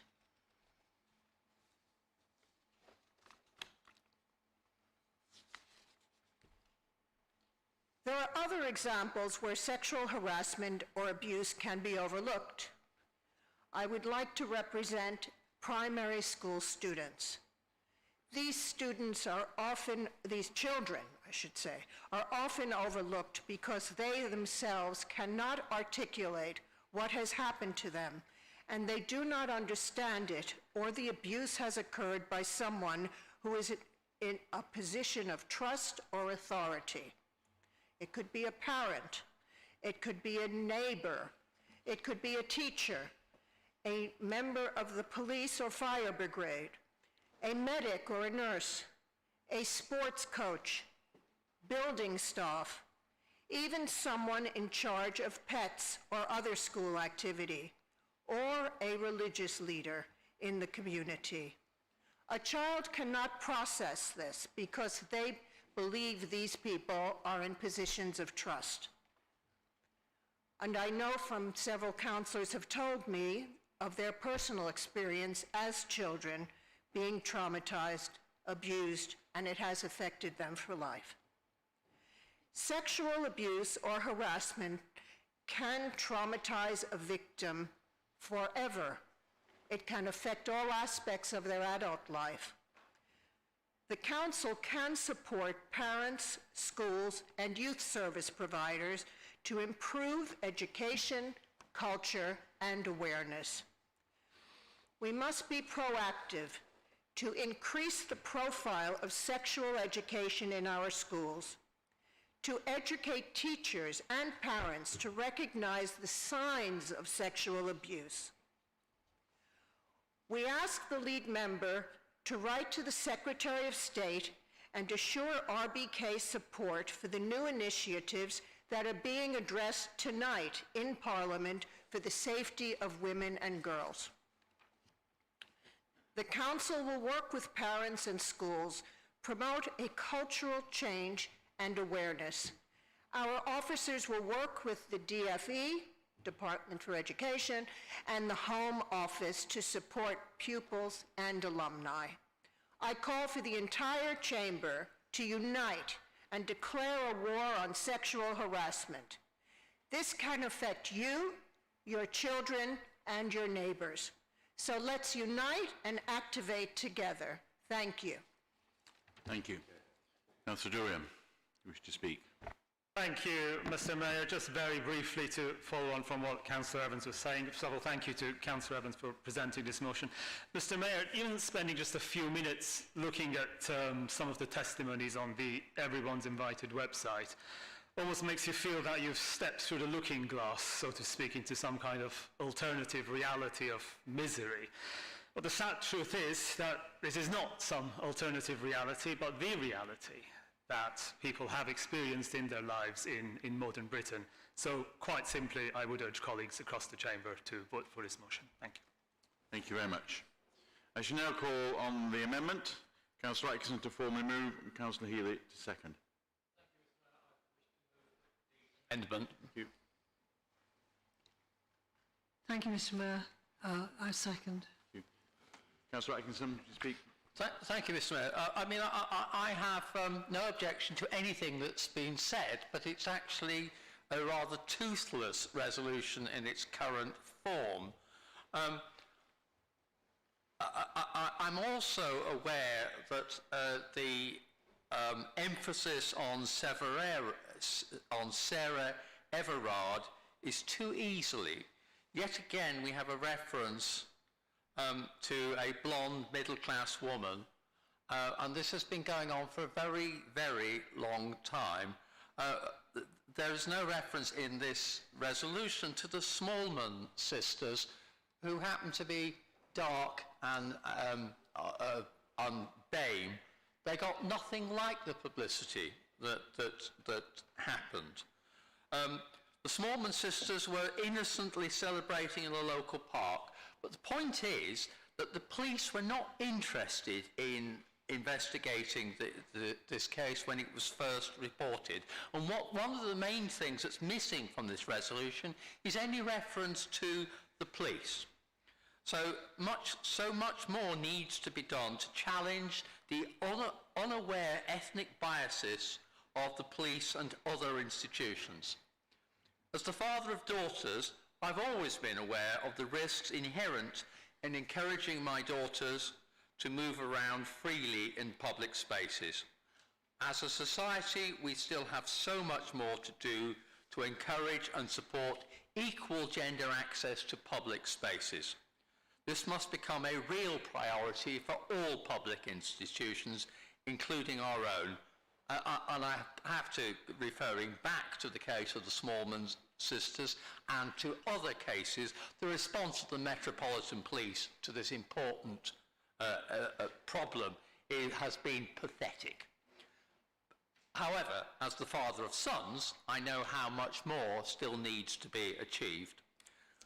And I would ask that when the lead member writes to the Secretary of State, as is proposed in the original motion and is emphasised in my amendment, I would expect that they would encourage a reversal of the downgrading of personal and social education, and we need a renewed prioritisation of PSE, which I would also say needs to be extended to primary children, because I think one of the other problems with this agenda is that it focuses perhaps too much on the role of schools and pushes too much into a crowded national curriculum. We don't just need to tackle this problem in the schools or pass it off as the responsibility of the schools. All institutions need to take these offences to state.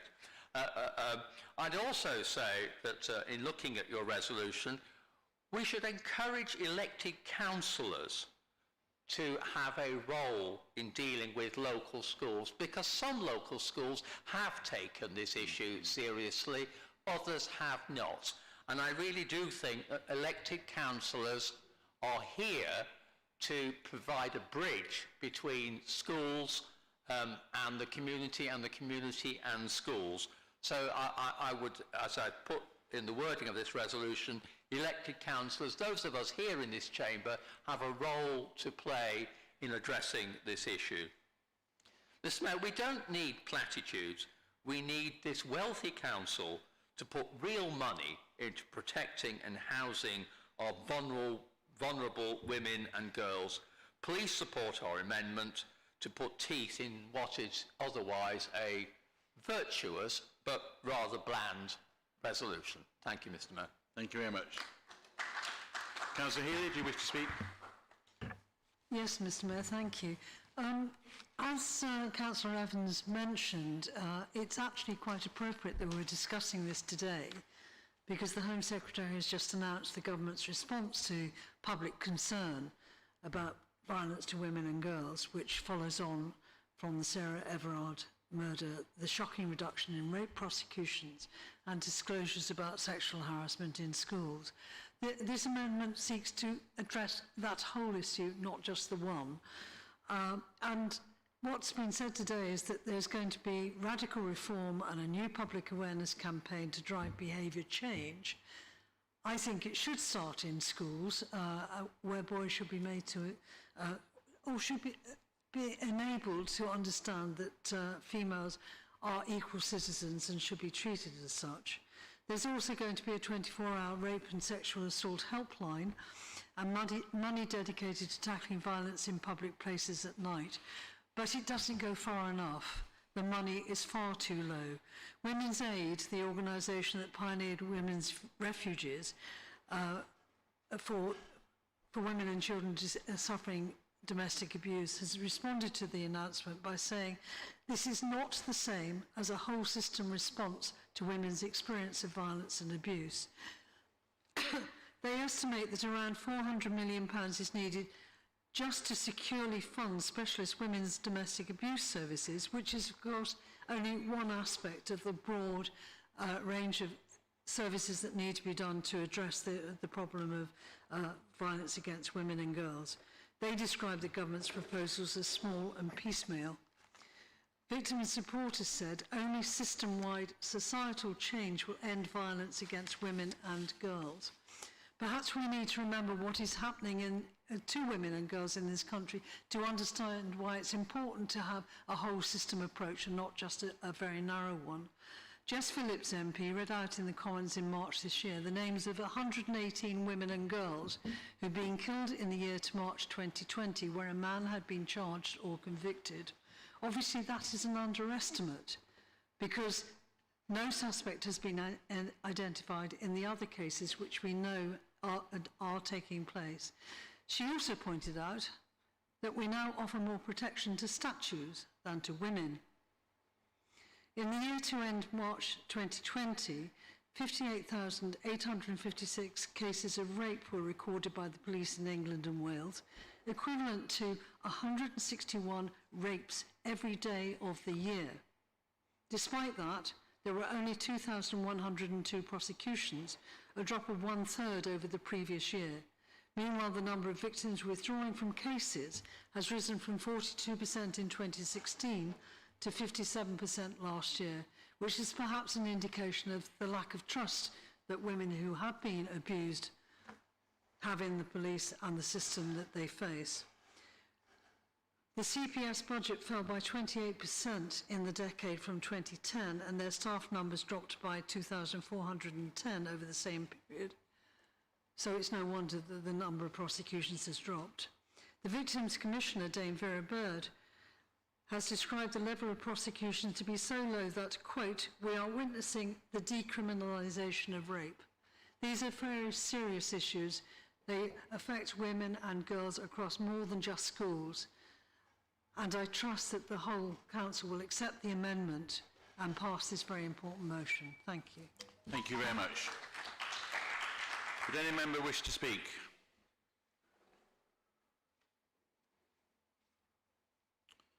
Councillor Rendell, would you wish to... Sorry. Mr. Mayor, thank you. Thank you, Mr. Mayor. Yes, Mr. Mayor, I believe it is important to note that the vast majority of those affected by the kinds of awful experiences described on the... Mr. Dewey, you have actually spoken. You're not allowed to speak twice. I apologise. I thought I was speaking on the amendment separately. It's the whole debate. I'm sure there are wonderful words, but would any other member like to speak? Councillor Rendell, who...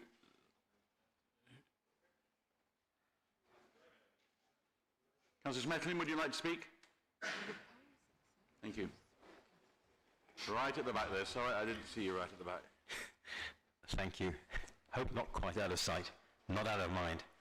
Thank you, Mr. Mayor. Here we are again. We have a good, simple, workable motion that I would have thought everyone can get behind as it stands. Like a number of Labour Group motions and amendments, this one is full of mind-numbing, irrelevant detail, among some very good points, also in Councillor Atkinson's speech and indeed in Councillor Healy's speech. What is the point of changing a bigger part of the curriculum to an increased part of the curriculum?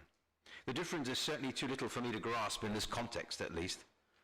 And of course, this is a council meeting, a bit of a theatrical stage, and the Labour men and women are players to exploit Shakespeare, so we have some irrelevant, unhelpful, party political sideswipes. Just compare the... in the motion, in the amendment. Just compare, not what you've said, I said it's a good speech. Just compare the black type with the acres of amendment red. Now, in case somebody points to the red section, my side produced on motion 5, which we may get to later this meeting, that had to be knocked into something that means something. What does Labour not do, why does Labour not do more often of what they're offering for motion 3 on pavement licences? I'm sure that sort of thing would attract cross-party support a lot more often.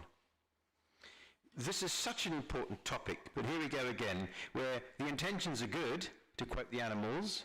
I think some of us are old enough to remember them, but please don't let me be misunderstood. I cannot support this amendment as it stands.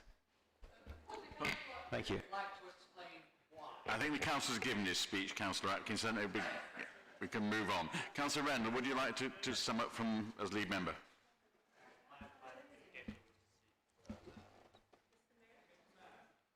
Wait a minute.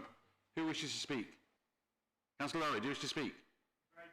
Well, speak, please, yeah.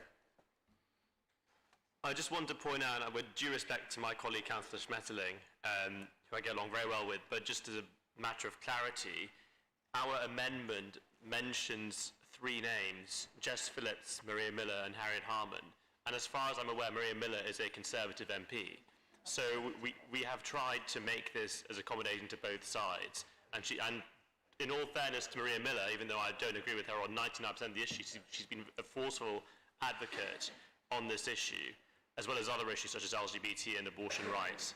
So I think this is important to mention that this is not meant to be a political amendment, but one which we can all get behind for the purposes of achieving this motion. Thank you very much. Any other member? Councillor Lindsay.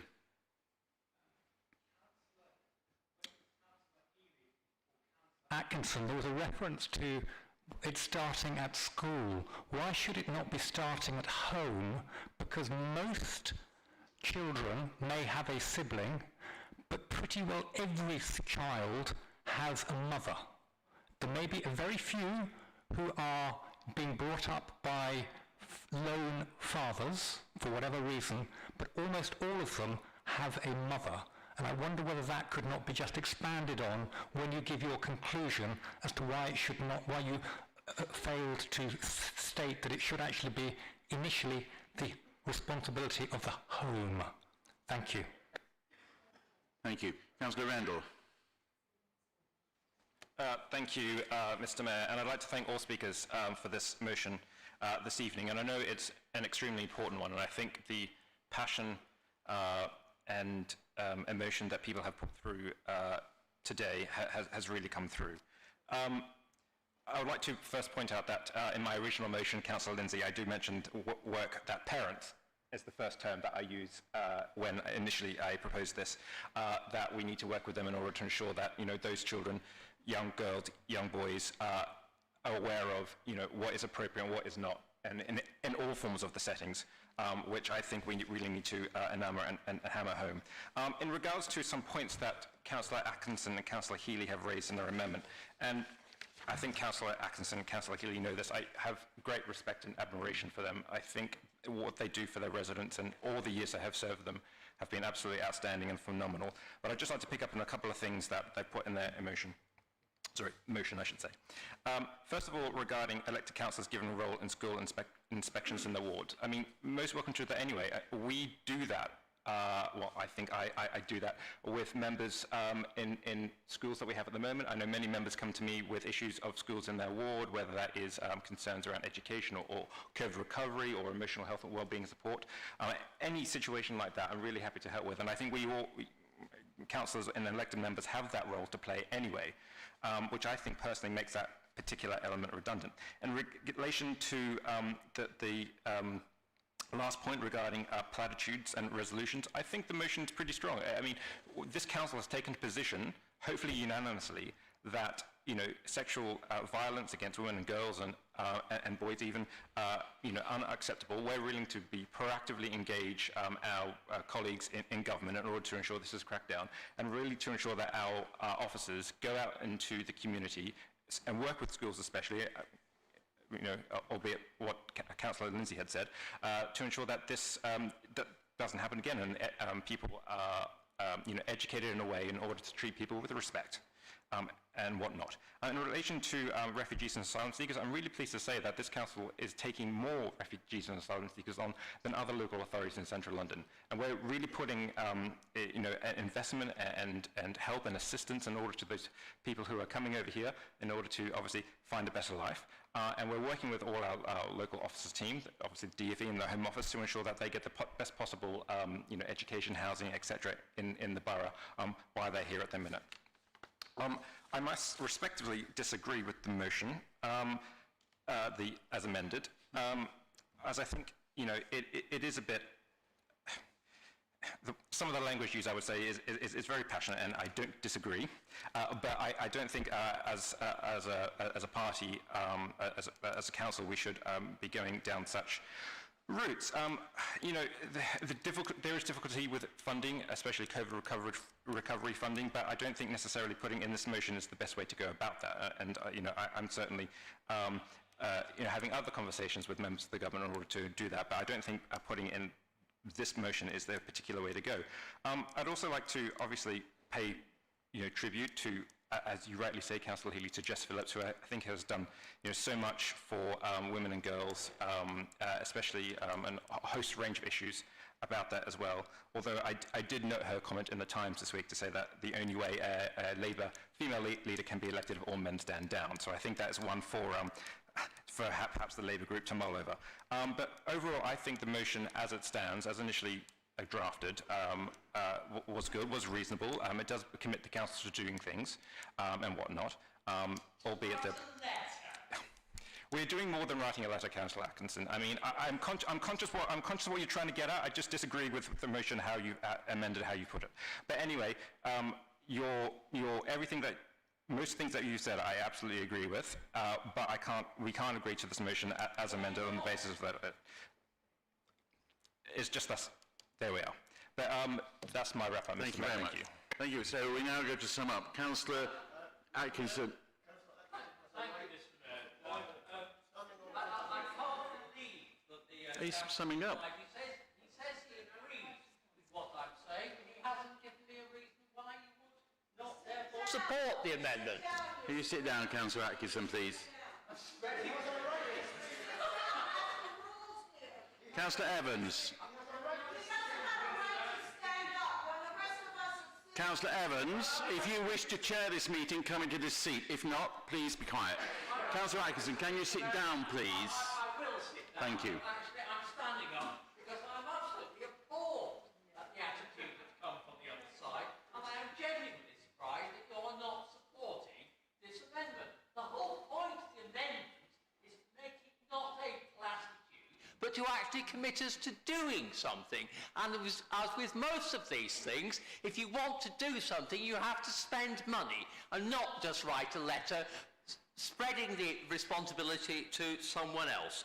I mean, Josh says that he agrees, and none of you have given you a reason not to support it. Councillor Lindsay, I think, proves my point when he says it's up to mothers to educate children. What about fathers?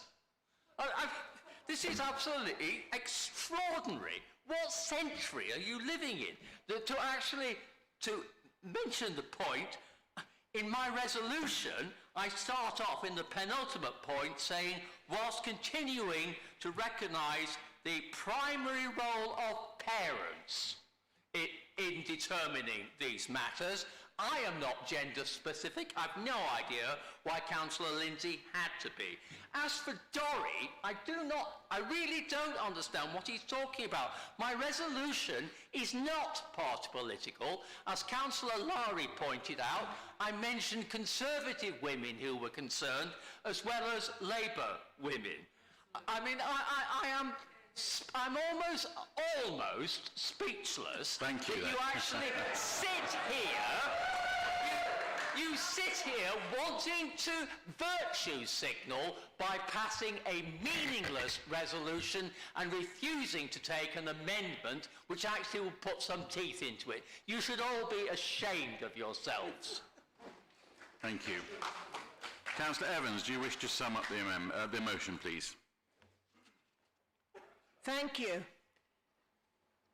The Council has programs in place that can be expanded. In May, our Family Services Select Committee had requested information on Everyone's Invited campaign. We are very focused on safeguarding. Our Family Select Committee includes safeguarding of children on our work program every year. We have many updates from the Local Government Association and from our officers. As a council, we support organizations such as El Hassaniya, who provide shelter and counseling for victims of domestic abuse.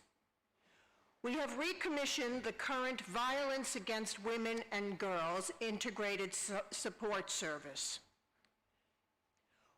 We call on our Labour colleagues to join us. You use words like toothless. You use words like empty. You say, give us some ideas. You do your bit. Well, I would like to see you allow your Labour members to participate in Family Services Select Committee where we can address this issue. You have joined no working groups. The one person who came to a working group was pulled off. We've asked you for ideas. Where were you with your ideas? Talk about toothless, let's talk about footless, because you don't even come to the meetings. So really, it's just a joke. Can you sit down, please? Can you sit You down? haven't been, since you've been on the committee, you have not been on the 2 meetings we had. So please, you have not signed up. You haven't given us any ideas for the work program that you would like to hear. You have done nothing. Nothing. Like the rest of you, all you do is complain, make allegations, and do nothing. I'm fed up with it.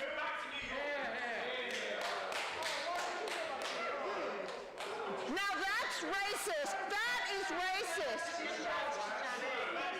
Okay, I'm going to call a halt to this now. Councillor Evans, thank you. I can shout if I Evans, want. thank you. You've summed up. I'm now going to move to a vote. And can please members be respectful? Councillor Evans, can members please be... You will tell the member that she's not allowed to turn around and call our members. Well, I think there's one or two comments being made there about people going to certain places and that is not respectful of this chamber. So can we just calm down and move this to a vote? I now put the amendment to the vote. Will those for the amendment please show? Will those against the amendment please show? I declare the amendment lost. Can you please sit down?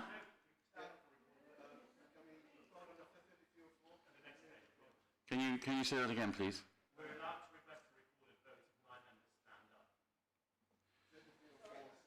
Say again. You don't need to stand up to have your vote recorded. Mr. Carver, can you please make sure that the votes are recorded? And I now move the amendment lost, so I now put the unamended motion to the vote. Would those in favour of the unamended motion please show?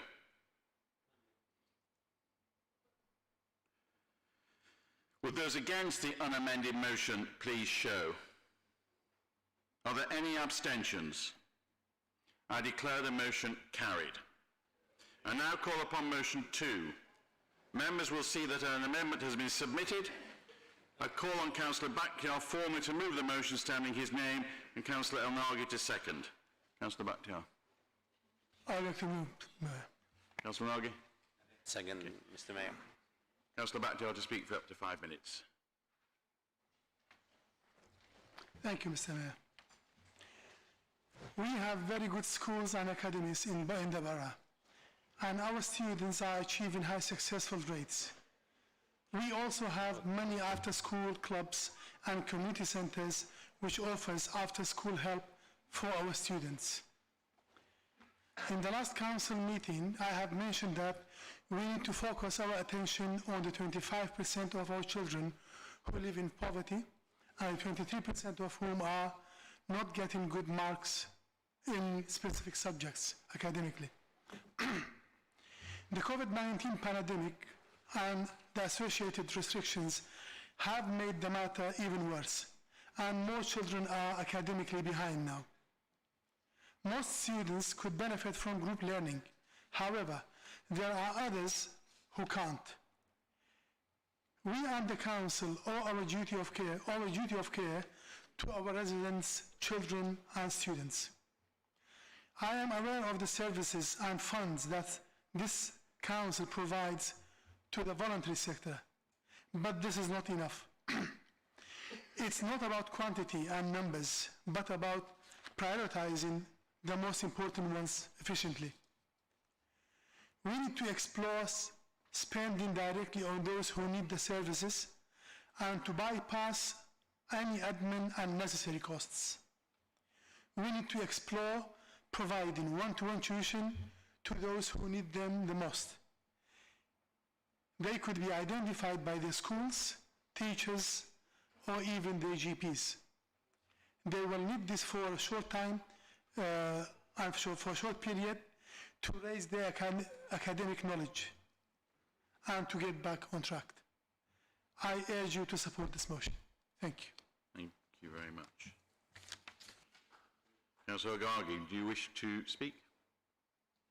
Mr. Mayor, just briefly, thank you for giving me this opportunity.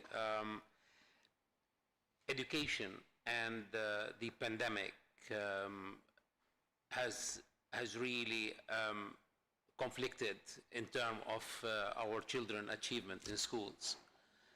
Therefore, asking for a one-to-one tuition is really to raise their standards, especially those who are vulnerable, achieving their GCSE or A-level, especially at the exit level, and ensuring that their attainment is achieved by balancing the missing hours accumulated during that pandemic years, which is of no fault of theirs whatsoever. So therefore, we support this motion basically on academic levels, as well as addressing their emotional and well-being needs during this pandemic, because it has an effect on their academic standards. So thank you, Mr. Mayor. Just to compliment what Mr. Councillor Bakhtiar has just confirmed. Thank you very much. I shall now call upon the amendment. Councillor Rendell to formally move the amendment and Councillor Idris to formally second the amendment. I move. Councillor Rendell, do you wish to speak for up to 5 minutes? Yes, thank you, Mr. Mayor. And I'd like to move the amendment in my name to really reiterate that everything that, or most things that the Labour group have asked for, the council is already doing. We're not going to commit ourselves to any more money in this full council chamber because we're actually already doing it. So, for example, over the coming summer holiday provision, we will be offering tuition, one-to-one tuition, for some students who need it via the summer schools programme. This council has provided £1 million from our COVID recovery fund to our schools, and that's directly to help those children who are in need most, over at most, and most of that money, I would say, Mr. Mayor, did go to the North Kensington schools at most. We provided £600,000 from our Section 106 money for children who needed laptop or iPad provisions for one-to-one teaching or obviously classroom teaching, and we received, children received 1,000 laptops who needed it, or 400 iPads. We also provided internet to those children who needed it as well. In addition, we are providing £2.5 million over till 2024 as part of our health and wellbeing recovery, emotional wellbeing support, especially those children who are affected by groundfall, but also those children who are affected more emotionally across North Kensington in that regards. We've also got £500,000 in the Grenfell Education Fund for this year, obviously looking to expand that to the coming years as well, in order to provide the best one-to-one education that children will need. And of course, COVID has exacerbated that, Mr. Mayor, but I think this council has done all these things so far. We've also provided free school meals over the school holidays since October, and one of the first boroughs in London to do that and commit to that, and something I'm really proud of. And we've also got an amazing summer programme in place of holiday activities and indeed food provision, which we're running out through the whole of summer for those children most in need. So in saying that, Mr. Mayor, I think the amended motion proves that this council has done all we can. We put children first, we put all our educational services first, and of course reiterating that every single one of our schools is good or outstanding, which is an accolade I think we should all be tremendously proud of. Everything we've provided so far, we're putting our most disadvantaged children first. So I'd like to move the amendment in my name. Thank you. Thank you. Councillor Idris, would you like to speak? Thank you, Mr. Mayor. My friend, Councillor Rendell, has eloquently and elegantly covered all aspects of this amendment. Therefore, all is left for me to say, actually, is to thank him and the party opposite for the opportunity to showcase our borough's commitment to not only offer the best education and duty of care to our children, but to go the extra mile in safeguarding their well-being and future. And to ask everyone to support the amendment. Thank you, Mr. Mayor. Thank you. Would any member wish to speak?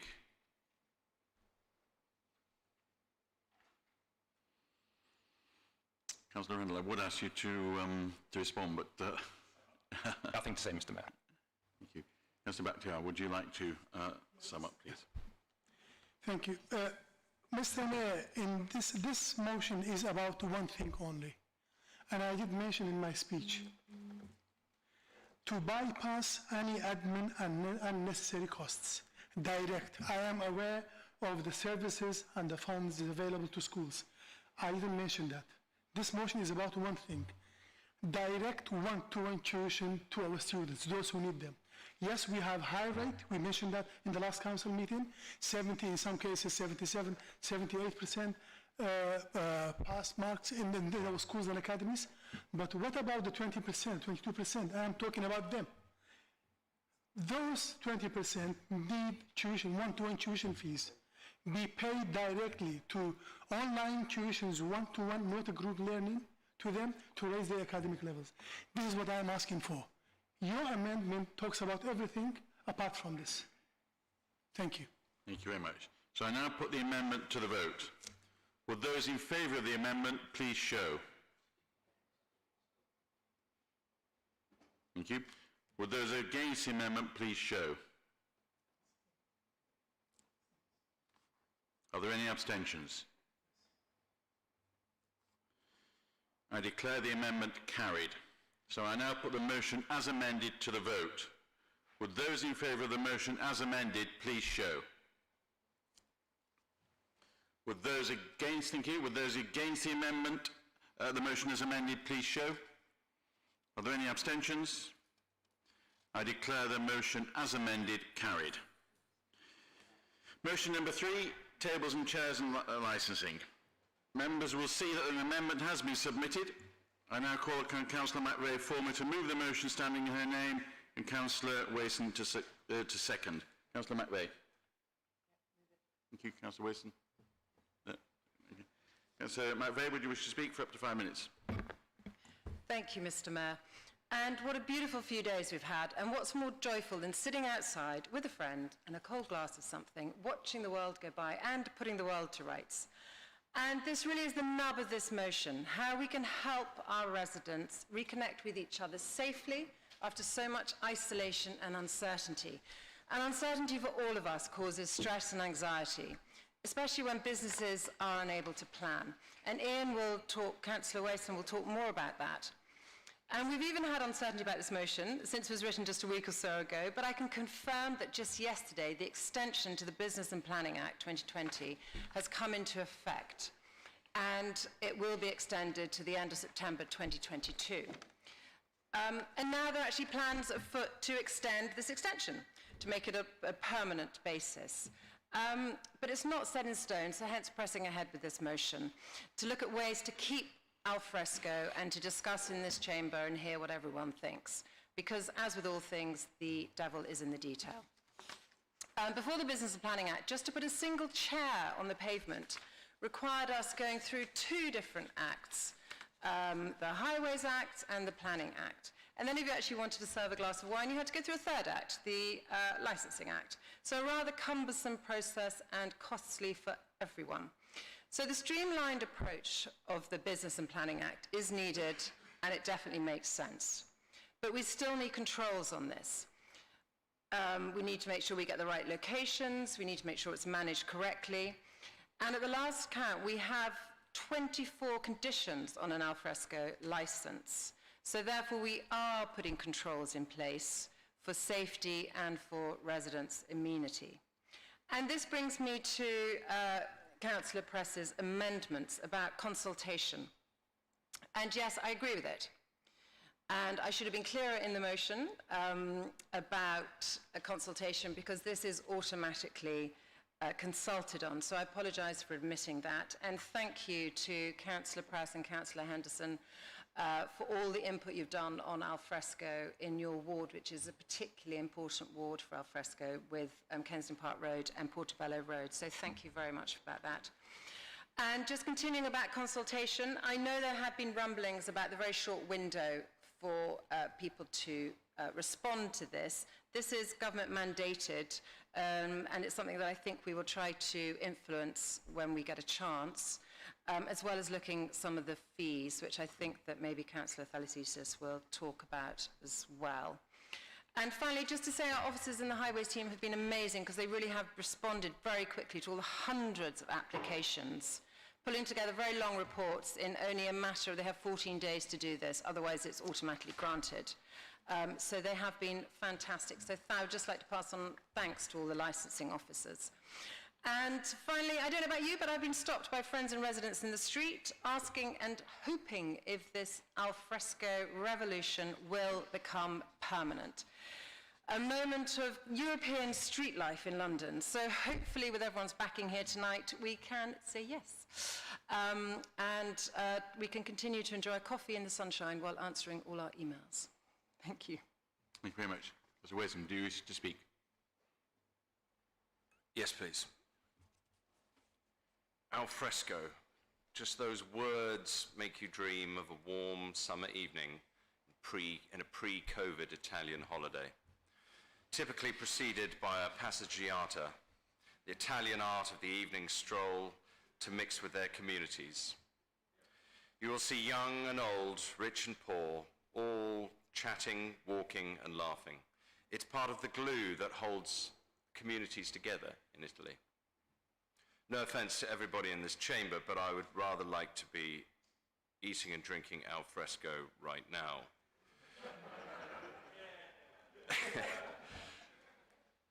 There's nothing stopping us if you keep your speeches short. In the UK, we've always been strangely resistant to alfresco dining. Maybe it's our lack of a temperate climate, but on nights like these, you can be sure that if there is an outside table, everybody will be sitting on that rather than on the inside. And COVID has changed this attitude by councils across the country, not just in London, but everywhere. Like COVID has changed so much of our lives. Thinking about this motion, I reflected on how bloody awful the last 17 months have been, for the hospitality industry in particular.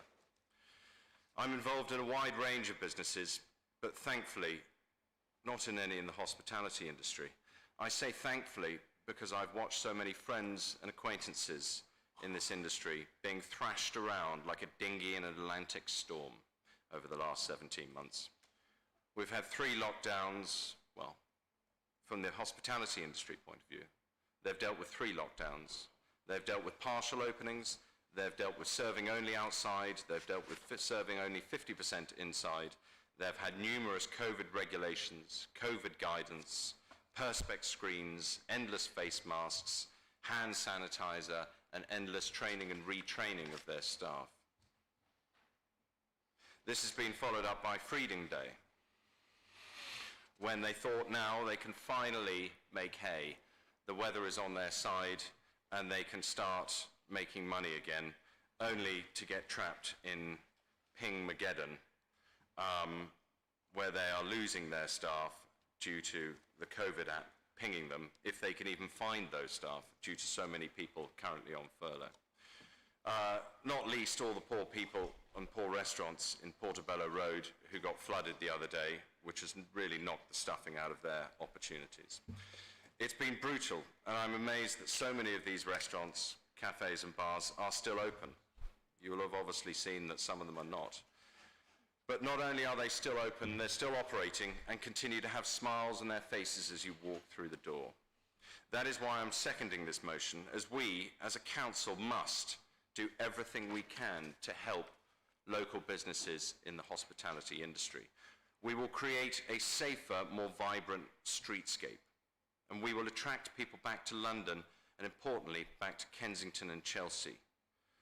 And we are significantly improving the prospects and sustainability of these cafes, restaurants and bars, as economically the marginal cost of outside covers is so much lower, allowing cafes and restaurants to start to recoup some of the losses they have endured over the last 18 months. I urge you all to support this motion. Thank you. I now call on the amendment. Councillor Press to formally move, Councillor Henderson to second. Councillor Press? I formally move the amendment. Mr. Mayor. Happy to second, Mr. Mayor. Thank you. Councillor Press would like to speak for up to 5 minutes. Please. Thank you. And first I'd like to thank Councillor McVeigh for, in her speech, accepting the amendment, which I very much appreciate. But I'm afraid if the aim was to get us out of here Alfresco quicker, I feel I should make a brief speech in order to show I've earned that drink afterwards. So, Mr. Mayor, our Labour Group amendment does not in any way change the wording of the original motion and has no intention to detract from the positive spirit of the motion or question the overall success and popularity of Alfresco dining. Colville Ward, as has been said, has been the centre of a number of pavement build-outs and decking in parking spaces around Portobello Road and along Kensington Park Road, with one section of Kensington Park Road where we have a cluster of restaurants being closed to traffic. And overall, the feedback to Colville councillors has been very, very positive from residents and businesses themselves, making residents more confident to dine out, increasing general footfall to the area, which we really need, and to neighbouring shops, and increasing business for the involved restaurants and nearby retailers, and increasing our sense of community as we bump into each other on the street and chat face to face again. I'm not sure whether it's going to increase or reduce casework, because it increases casework, but it enables you to solve it a lot quicker. In fact, I can't walk down Kensington Park Road without someone stopping me to note how successful and vibrant the closed section with Alfresco dining is. However, the approach to consultation on this one is, as Councillor McVeigh and Wason say, it's new, and because this was, until tonight, a temporary scheme. So we have a short period of consultation, 1 week, when the licence application is first received and before the licence is granted, and then a later full consultation before the scheme is extended and confirmed. But we do understand that, given the context of lockdown and pandemic. But I have to say that a number of residents in the area are concerned about that process, and that's one very good reason for us to request that you are a bit more specific in this motion. And as yet, the Council doesn't have detailed data and extensive resident views and local business views, not just those with decks. Are there differences in how larger businesses have benefited versus small local businesses, given the costs of decking, etc.? Do smaller locally owned businesses need more assistance? Are local side streets with through traffic as appropriate for dining in parking spaces as roads close to traffic with clusters of restaurants? Mr. Mayor, our amendment, and I quote, requests just that the lead member confirms that post-implementation consultation with residents and local businesses will start as soon as possible in order that the Council is clear on what is and is not an appropriate location well before the end of September 22. So the additional sentence was added just to clarify to residents and local businesses not here tonight and reading the proposal for the first time. So the next steps in the consultation process are better known, and we can use this motion, which is why we put forward motions, with residents and to assure people of those next steps. So thank you very much, Councillor Wason and Councillor McVeigh. I don't need to beg you to accept, or perhaps I might ask you to confirm, but thank you very much. Thank you. Councillor Henderson, do you wish to speak? No. Councillor Atkinson? No. Thank you, Mr. So are you speaking? I would like to. Okay. Would any member like to speak? Councillor Atkinson. Thank you, Mr. Mayor. First of all, I'd like to congratulate Councillor McVeigh for the gracious way in which she introduced this debate, and suggest that she might like to give some lessons to Councillor Evans in the way in which to build consensus in this council. Secondly, I would like to declare an interest in that my son works in hospitality, and he is actually only still in employment because of the proactive way in which this council has encouraged Alfresco dining and drinking over the summer. And therefore, if any of you would like to go to the excellent Kensington wine bar on Kensington High Street, you can get yourself a drink on Councillor Atkinson's tab. Right. Thank you, Mr. Mayor. Mr. Mayor, the reason I favour this resolution and this encouragement of alfresco activities is simply because it recognises the end of the anti-fun regime that this councillor has had under our council, under our, what's it called? Tables and Chairs Committee. Without being unpleasant about former councillors no longer here to speak for themselves, I recognise this as being the ending of the domination by former councillor Doreen Weatherhead, that's attitude to tables and chairs.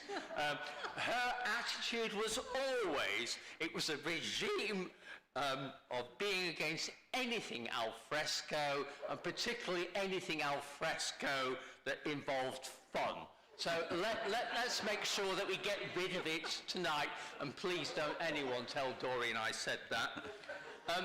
My serious point, and I recognise the way in which the resolution was introduced, I certainly pay great respect to the caveat that has been put forward by Monica, and which has been accepted by this council. It seems to me that any concern that people had about the former tables and chairs concerns should simply be folded into the licensing committee, and the licensing committee should pay as much attention to what happens outside of licensed premises as it does inside. Thank you, Mr. Mayor. Thank you. Councillor Williams. Thank you, Mr. Thank you, Mr. Mayor, and thank you, Councillor Atkinson, for that trip down memory lane. I welcome both this motion and the amendment. I think we're talking about two things. One is the pavement licence regime, which, as Councillor McVeigh has said, simplifies the process of application determination, which is very welcome, but I agree there's more consultation needed, and I hope we will input the LGA and London councils on that. But the major point is about the expansion of the area to include build-outs on the pavements, and I think there are three issues here. One is, in few cases, the standard of design of the what the restaurants or cafes have put out is not very high. I think that is very much the exception, because people realize that good design means good business. There is also, in some cases, I think, a problem with the lack of loss of parking and traffic matters too. My major concern is residential amenity, and we need to have a policy on this which will allow for, as I say, initially, yes, a consultation, but also allow for cases to be reviewed. And I think this can be done outside of the Licensing Act, because it is within the Council's reasonable discretion whether it allows the parking, the bay, to be suspended for one of these. And if the premises are not being managed properly, I think that is something we should be prepared to do, but we have to have a policy and a procedure, and probably in some cases even a non-statutory hearing of the Licence Committee. But and I do have some concerns over the next few weeks, because with the removal of restrictions there will be more people standing around, more vertical drinking. I think there could be more problems, but again, if premises are properly managed, I don't think this will be a problem. And most important of all, I think where there are problems, as I'm sure Councillor McVeigh will agree, often the best solution is a dialogue between the residents, local councillors, and the premises themselves. And often our own officers have been extremely helpful in facilitating that. Thank you. Councillor Hammond. Thank you, Mr. Mayor, and it's an honour to follow Councillor Williams, who's made some very thoughtful points, and also Councillor Atkinson, who, while he was fighting the last war in most of his speech, did manage to redeem himself with the offer of a drink. May I also congratulate Councillor McVeigh, not only for bringing the motion tonight, but also for the heroic work she's been doing as Chair of Licensing on this matter. As one of her Vice Chairs, I've seen and she thoroughly deserves the accolades, but as one of her Vice Chairs, I've seen the sheer volume of work that's gone through, as they're all shared with me and the other Vice Chairs for information. And it's absolutely enormous what she's had to turn around at very short notice over the last, over the last few months. And I will pay tribute also to Councillor Schmetterling, who's covered Brompton and Hanstown ward, and has also probably, that's a ward that's probably got more than 1/18 worth of the amount of licensed premises. And for every case that the Chair of Licensing has to deal with, I reckon there must be about 10 that the officers turn around without coming to the members, and that is an even huger volume of work, and they've done an amazing job. I can't say what an amazing job they've done over the last year, so congratulations to them. I think this is a great policy. It's a great policy from the government, and I think many businesses, there's no doubt in my mind, many businesses would not have survived the last year without these measures. And I commend the government and I commend the council for their reaction to it. It is very much an emergency, an experiment. It's a success, despite the dismal summer weather we had in April, May, and last week. And but it has definitely been a success. Some of the sites are assuredly only emergency sites. I think it's true. There's a couple in Courtfield Ward that are on bus routes that probably don't deserve to survive permanently, but there's huge numbers of them, a majority I would say that definitely should be permanently established. I'll bring up Bute Street as an example. The temporary closure has been a great success. it should be made permanent. I welcome the redesign work that my friend Councillor Thalasitis has been championing, and from the local perspective, Councillor Evans and Councillor Idris, as it's our ward boundary, have been leading for us. I think that's got huge potential to be a much improved street as a result of this. So I'm delighted the government's looking to make this Alfresco revolution permanent, to realise the dream that Councillor Wason set out for us, and I welcome the councillors' council's engagement with this and the motion. Thank you. Thank you. Councillor Folkes. Hello, thank you, Mr. Mayor. I don't want to keep you too long before you rush off to the Kensington wine rooms to take a drink off Councillor Atkinson. But I do want to just take this opportunity to really thank Councillor McVeigh, Councillor Thalasitis, Councillor Prest and various people across the council who have really grasped this opportunity to bring Alfresco revolution to Kensington Chelsea. It really has been fantastic. Like many of you here, I've sat outside, I felt very un-British, I've been talking to people I don't know walking up and down the street, and I think we've really all embrace the continental in us and want to continue like that. But I just want to emphasise what Councillor Wason said, that this has been just such a critical lifeline for our hospitality business, because it's enabled them to have extra plasmals and extra covers outside. And really, I think, as Councillor Atkinson mentioned, some have failed, but a lot more have failed if we hadn't had this in place. So it's great that we've all come together and done this. And I just also wanted to use it as a larger example of, I mean, there haven't been many positives of COVID at all, but this has been a positive in that we've managed to do something really quickly. We've managed to do something that I think if we talked about it a lot beforehand, as you mentioned, Councillor, whether there would have been a lot of oohing and ahhing and residents won't like this and maybe we shouldn't do it. But we got on and did it quickly, and actually it turned out our residents have absolutely loved it and want us to continue and to keep it permanently. So I embrace that. I also totally accept the Monica's amendment. I agree it's very important, though, that with all this rushing ahead to celebrate outside, we also have to make sure that we've got the consultation right. And I think it's actually an example that local leaders actually sometimes do have to be really confident and flexible, respond to change, respond to what the difference COVID has made to all our businesses in the borough, and be here to support them with flexible new decisions for the future.